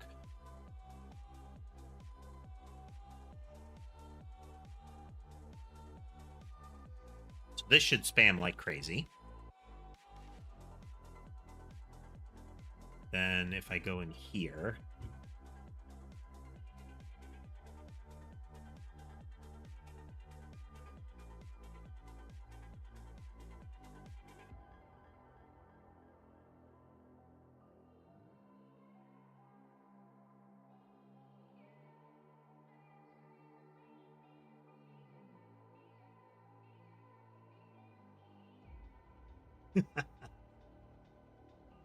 It do be like that sometimes, Colin. I mean, stream shouldn't be impacted by viewership. More the site would be impacted. But so far, I've never seen a stream that is slammed by number of people.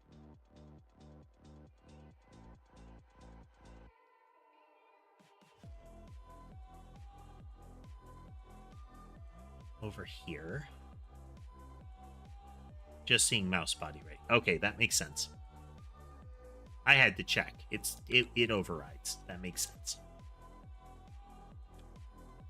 Which prevents me from doing something like this properly.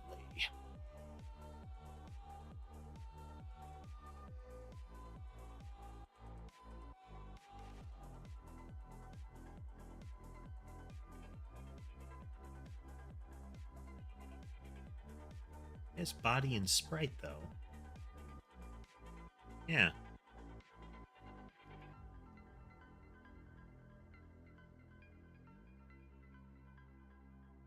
So what if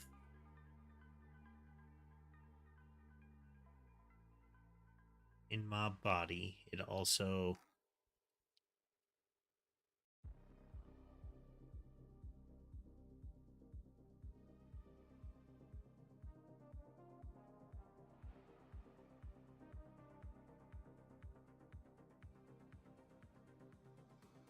oh, but that's a mouse projectile.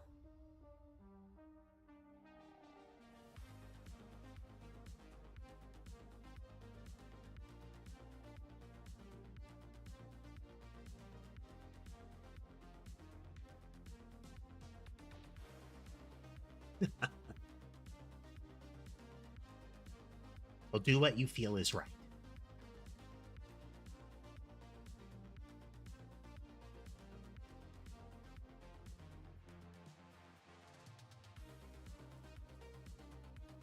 I won't say no to a whole lot more eyes on my channel, but you know your viewership better.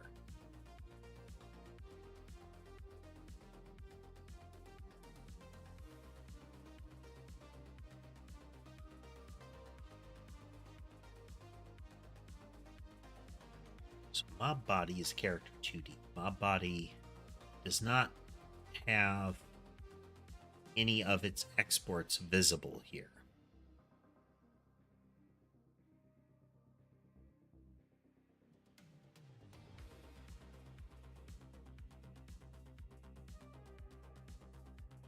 Yeah. It's unfortunate.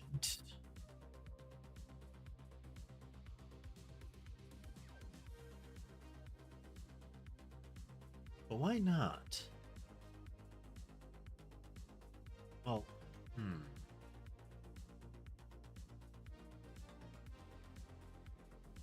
So mouse projectile is a mob body.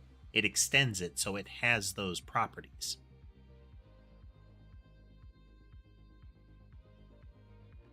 Which means in theory it should have the same objects on it, right?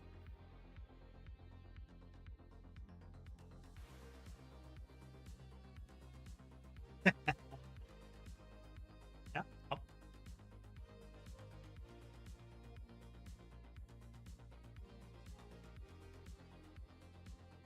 As movement, which doesn't really need to be an export to my understanding. Let's do a quick test on that.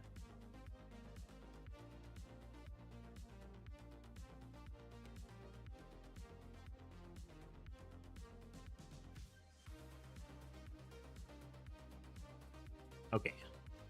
I keep mistaking export as exposed, but that's not correct.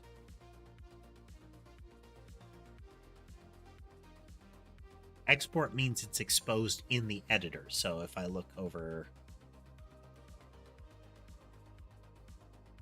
here, these are exports. Body, sprite, mob pool type on the mob body class.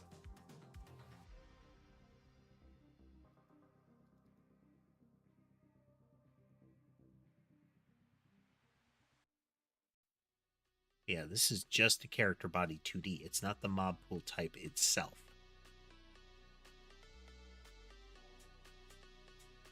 If I could attach it, then we'd be set.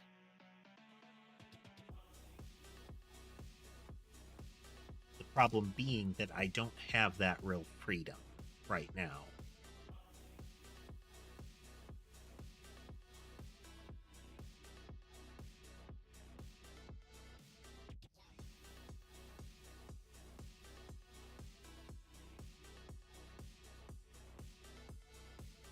So what I'm trying to do is get access.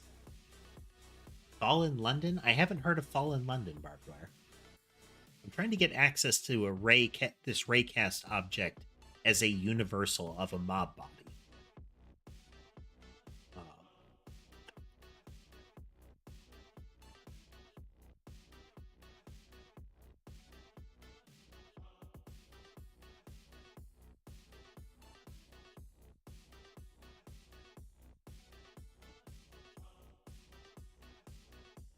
What do you do your donations through there, Drew?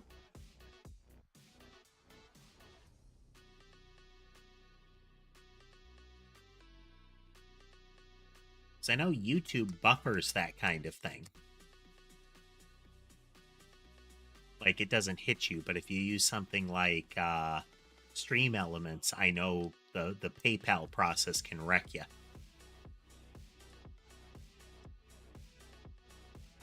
All my stuff is through, like, Patreon and Coffee and YouTube.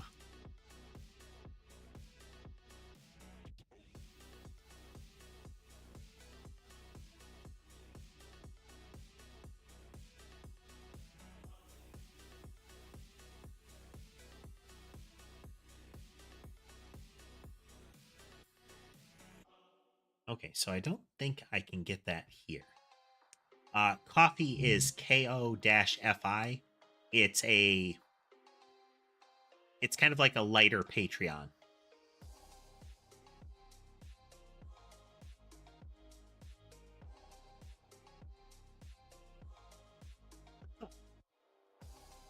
You don't really see a lot of muds anymore there, barbed wire.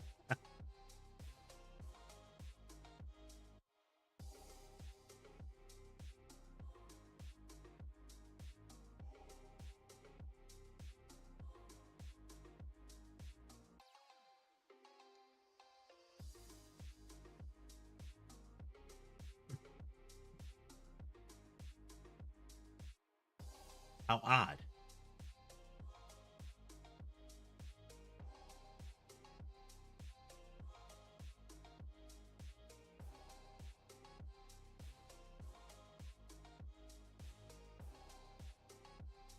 I don't understand why that would cost you anything, though. If you're using your own mechanism. Like, if it's to your detriment, why would you make it an option? Just trying to suss this out.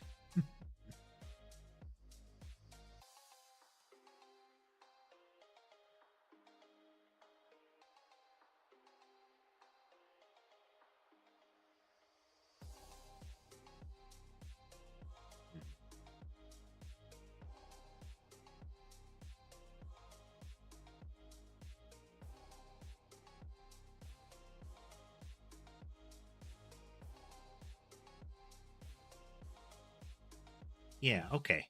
Let's reconsider this whole thing. The mob body doesn't really care about a raycast. Like, it itself as an object does not care about that. Instead, it would be like a movement template that cares about that. So, like, move in straight line or something like that. Those could, but don't right now. I could make one that does. And since it would be part of that object itself, it would have access to those raycasts. Okay, let's do that.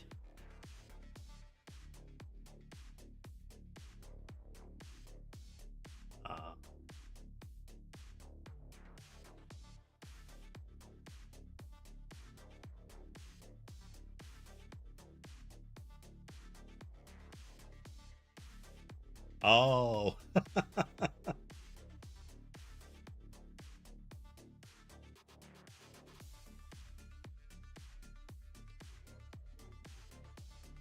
Just a moment.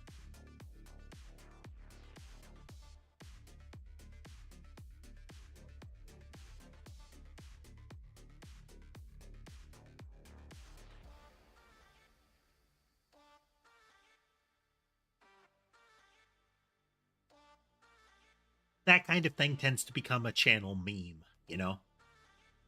It was a thing, things went really weird. And now it's kind of a, sometimes those things become kind of an inside baseball. People use it as a way to show, I've been here for long enough that I understand what's going on, you know? You know, I was here back in the day when we blew up his speakers.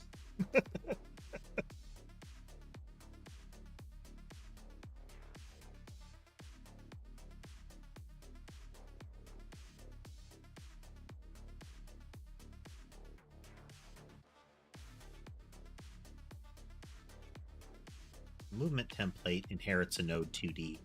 That means it has spatial awareness.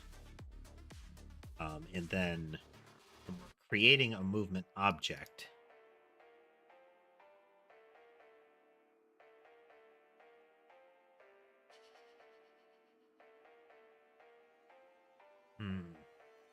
but we don't actually attach them to the movement is the trick.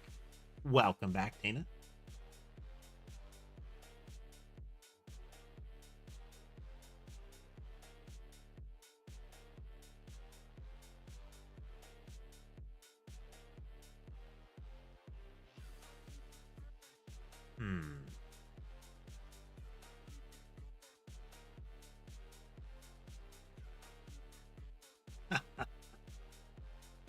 Amusing, though.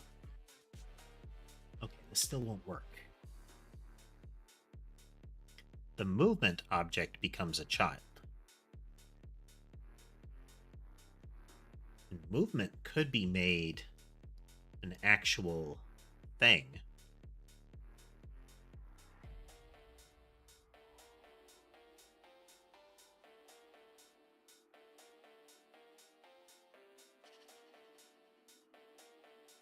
If we do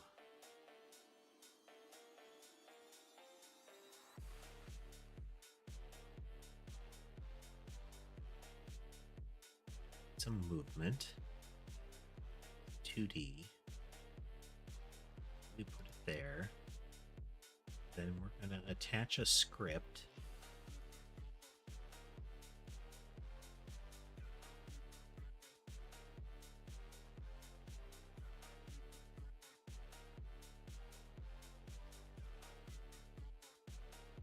Called a class that extends node 2D. Okay.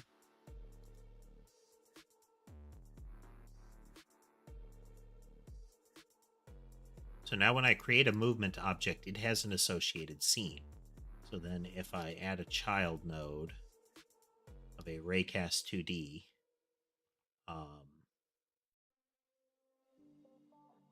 that movement could then pass in the raycast into each movement template.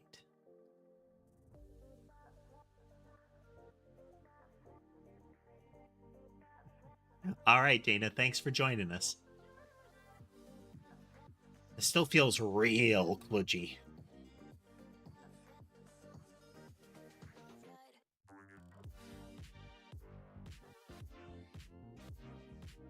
Real kludgy.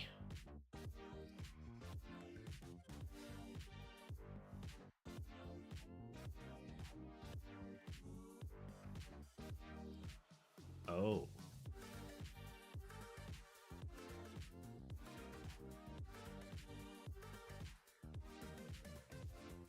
Okay, no, we don't need that.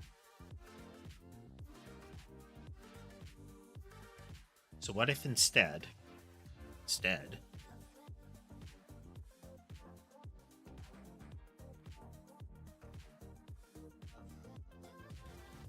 of that, what we do is, since body to move is a mob body,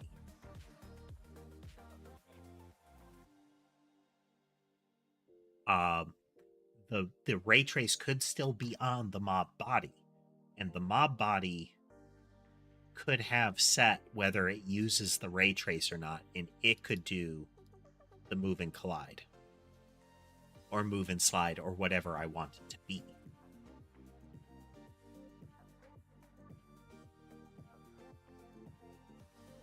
Yeah. because then I can actually have it be like a toggle on the mob, is to say, do I avoid colliding with this type kind of thing? Yeah. We're going to think on this a little bit more when we get back from a break. If you folks have not already and like what you see and would like to see more, remember to like, follow, subscribe, all that goodness. There's a lot of good buttons down there below the stream. Consider pressing them. In the meantime, quick break. I will be back in a little bit.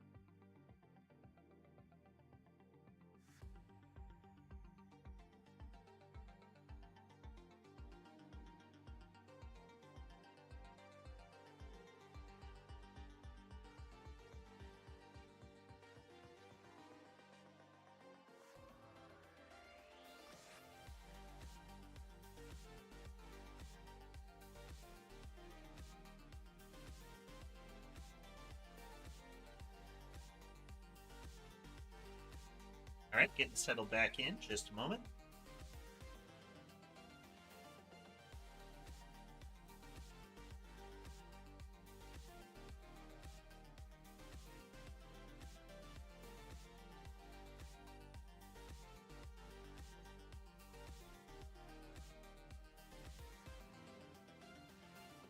Okay.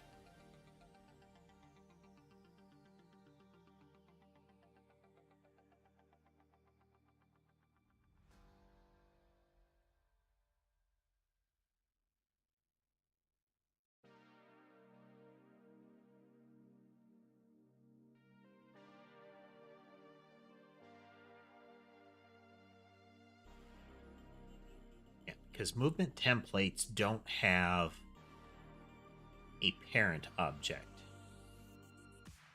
But do I actually need to constantly mark it? Don't think I do. So let's make a new movement template.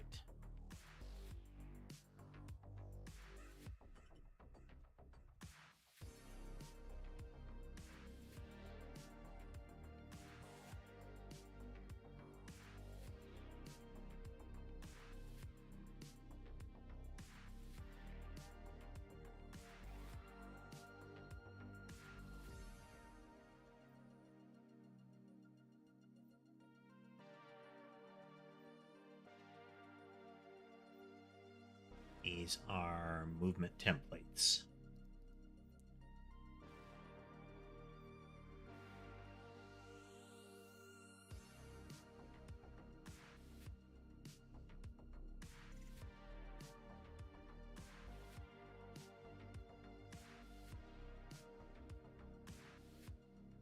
Movement.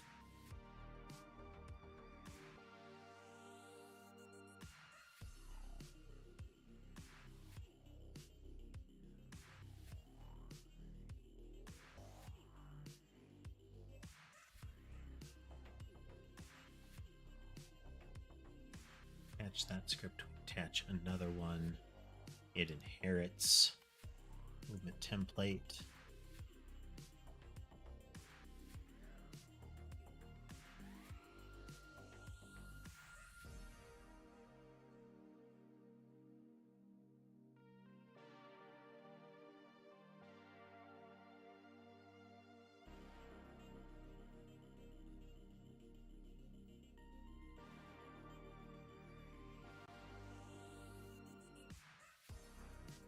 I think class name really matters there.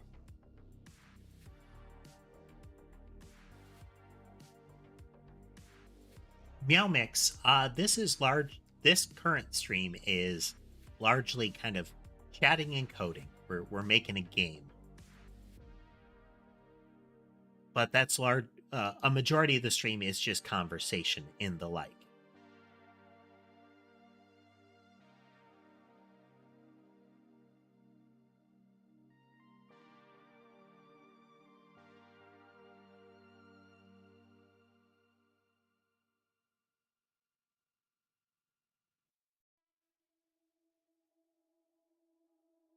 Yeah. We're gonna stop. Go to movement template. There's also cats. There's also cats.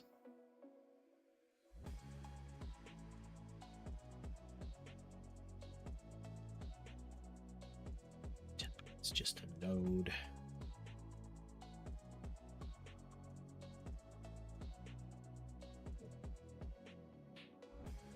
Let's never get anybody in the play area.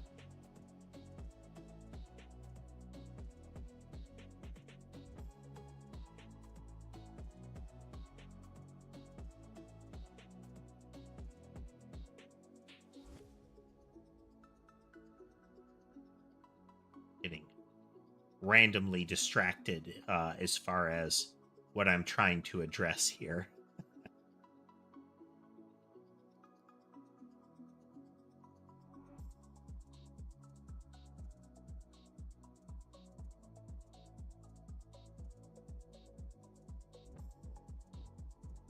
As a collision, shape 2D is equal to $sign.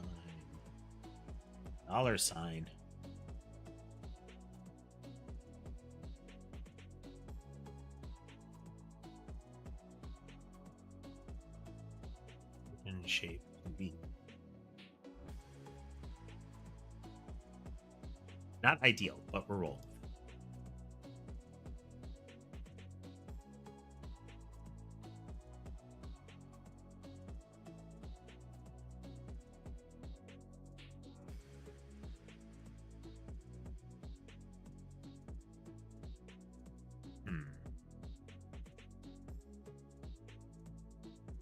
we rotate this? Yeah.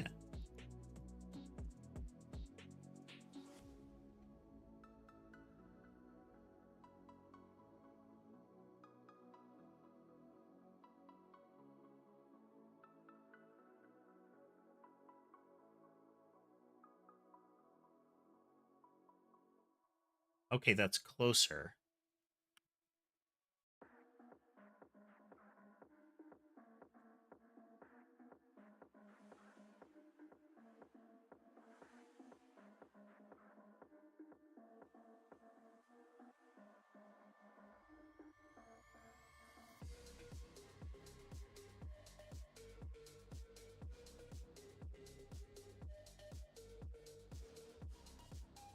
We derotate this.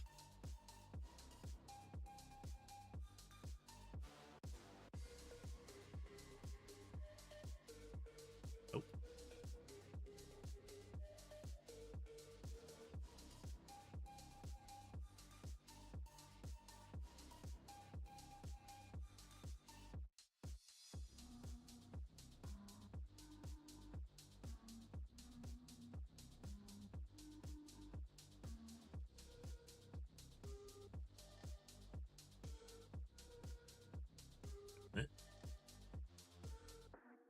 Yep.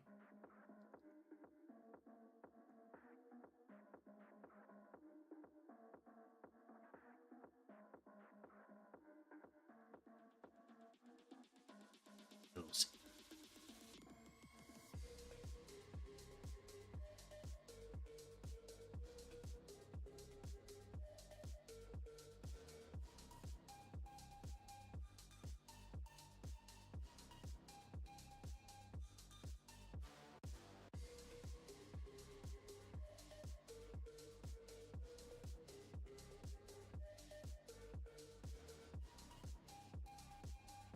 Closer, but it's off by like 45 degrees. Well, that's not right.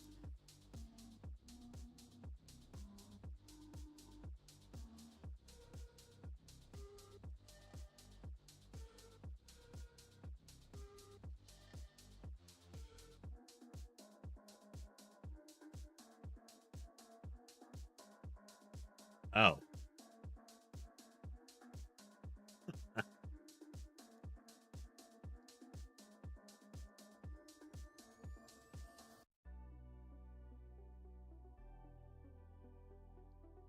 Oh.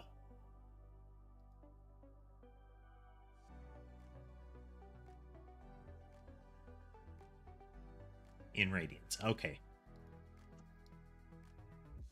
We did this before. We messed this up before.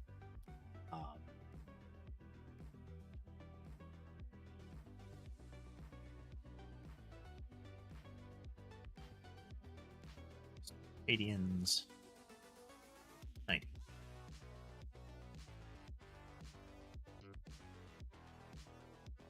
There we go.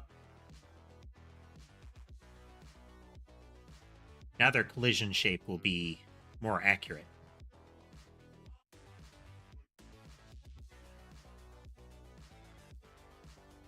These little blue bubbles around them are not normally visible. This is debugging. Okay, so we fixed that. Now we need to look at... Hey there, Fraggy.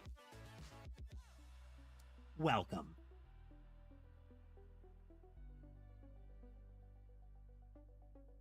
Make a new movement template. We're going to call it Avoid Obstacles. Have that. Avoid Obstacles.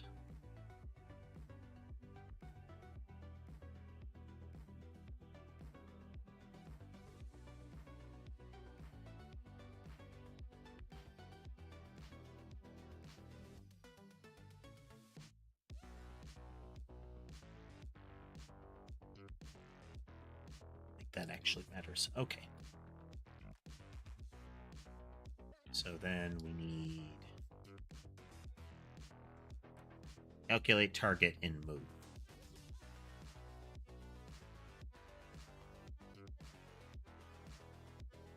Does not care about target.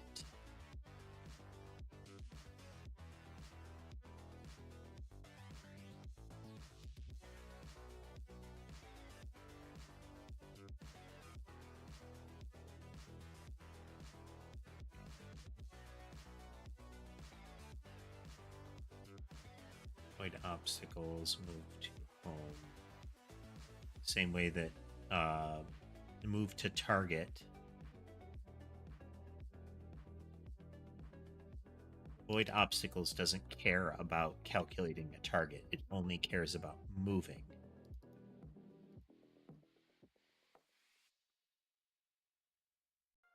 And it doesn't actually care about the targeting at all. It only cares about the body to move's velocity.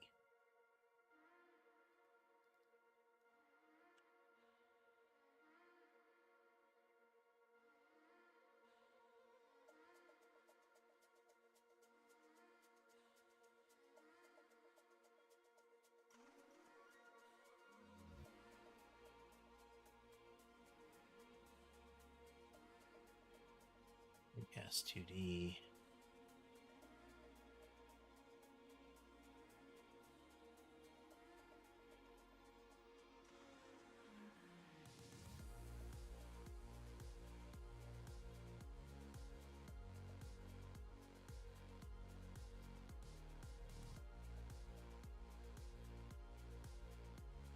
I don't think this will actually work the way I want it to.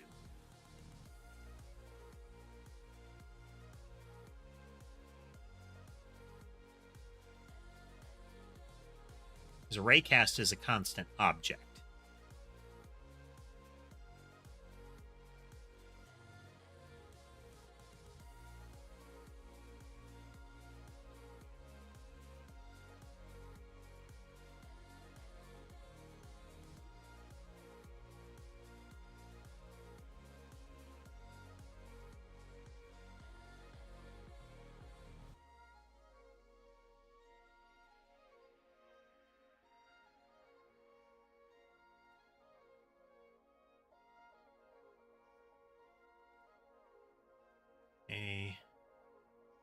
Apply with areas and bodies with a collision mask.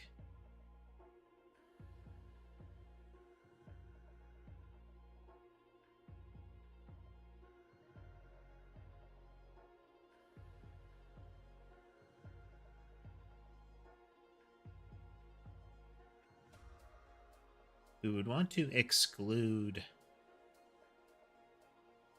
the mob body's ID.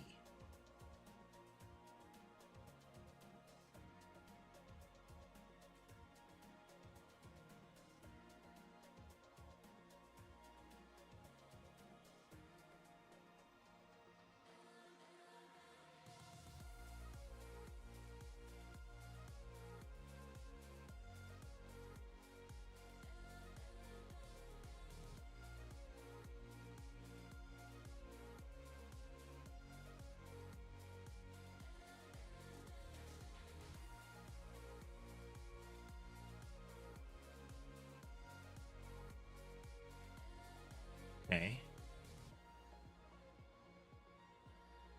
So we exclude the collision body that is the mob. We set the mask according to the mob body's type.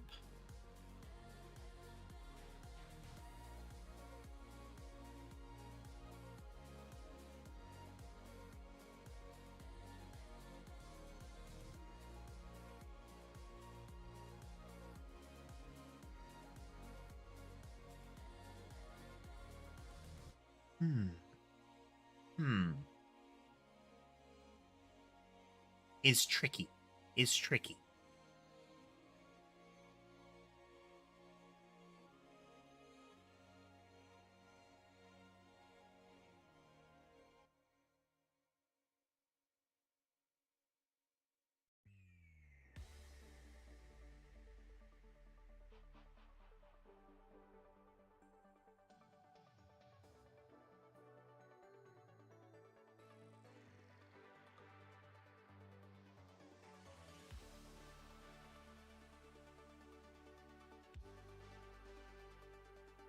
Figured via code.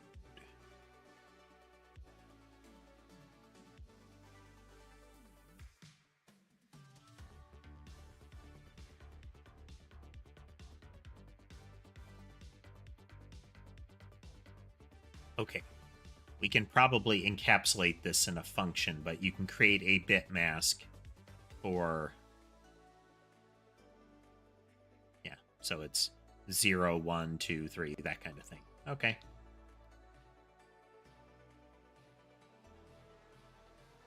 So what we're going to do is do a from to and kind of fire the ray forward some distance, some multiplier of how much they would move.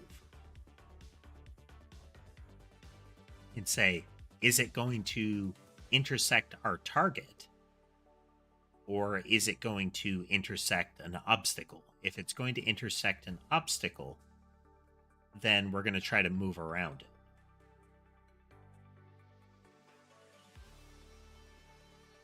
But we'll need to figure out how to do that.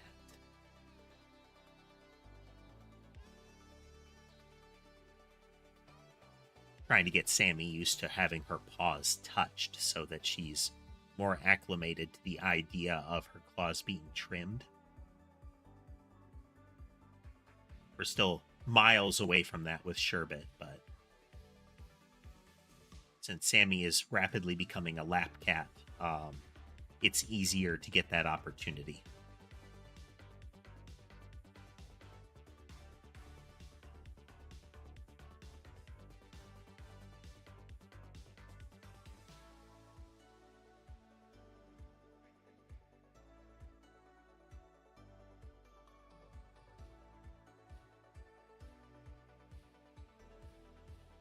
Okay. We don't actually need to exclude our main body, because what we can do is say that hit from inside is false. Because the mob's body should always, its 0, 0 should always have a little bit of clip under it.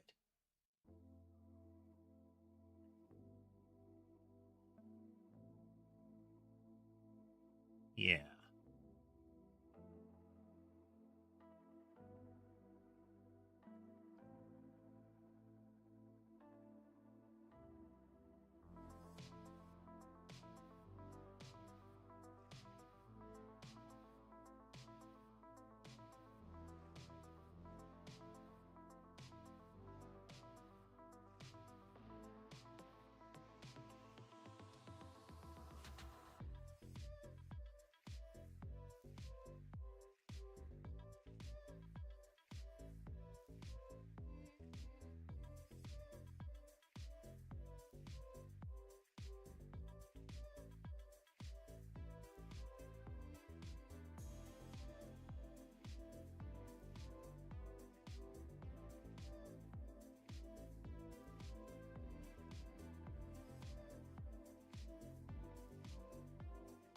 Should we do? What should we do?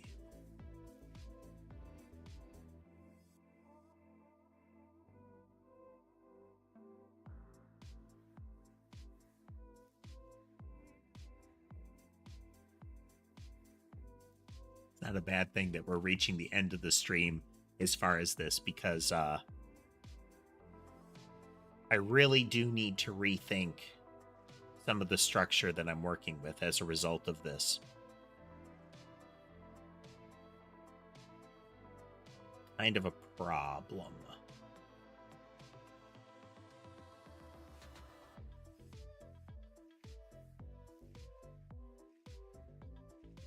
Is I could set what is considered an obstacle in the mob template. And then the movement object could be given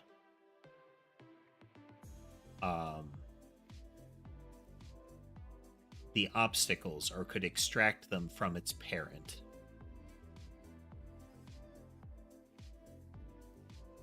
And then if there are obstacles, the movement object can do the ray tracing collision logic. So, like, a projectile generally has no obstacles. It doesn't care.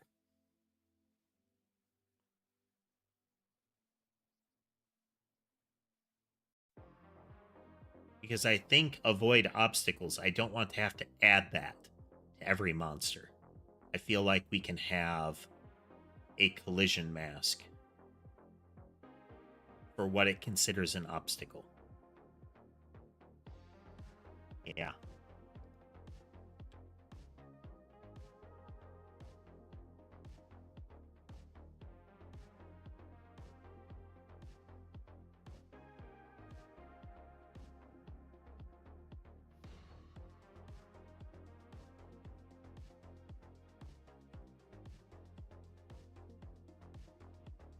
We may have to address this next time, folks. I think we're gonna wrap up there before I spend more time staring at the screen in relative silence. Oh dear. Oh dear. So where we got to today is we've verified that the modular movement works. So we can change that on the fly. Number of projectiles, how the projectiles move around. Those could be changed in real time, effectively. Even technically, individual projectiles could in turn have their movement changed. Though that's a little different because that's not when they're originating. But there's nothing stopping us from doing that kind of thing. That's what we wanted to have. Great. But now I need to have movement logic that is less expensive when it comes to the monsters. I want there to be able to be a ridiculous number of monsters in existence at once. There is a practical limit. If they spill too far off the sides of the screen, they will just get culled right away. But I think that's ultimately okay. There is, again, a practical limit to the number of things that are relevant to the game. So we'll start with the idea, we're going to need to start working on the idea of how do we get a non-Godot physics collision-based kind of collision handling for monsters. And we'll go from there. Because I think we can avoid the default collision detection logic if we do this right. We'll have to see. But thanks everybody for joining me. Sorry if it got quiet and dull there at the end. Sometimes when it gets engrossing enough, there's a point at which you need to kind of stop and step away from what you're doing and reconsider it. Like, what's going on? How we doing? You know, how we doing this? And figure out from there.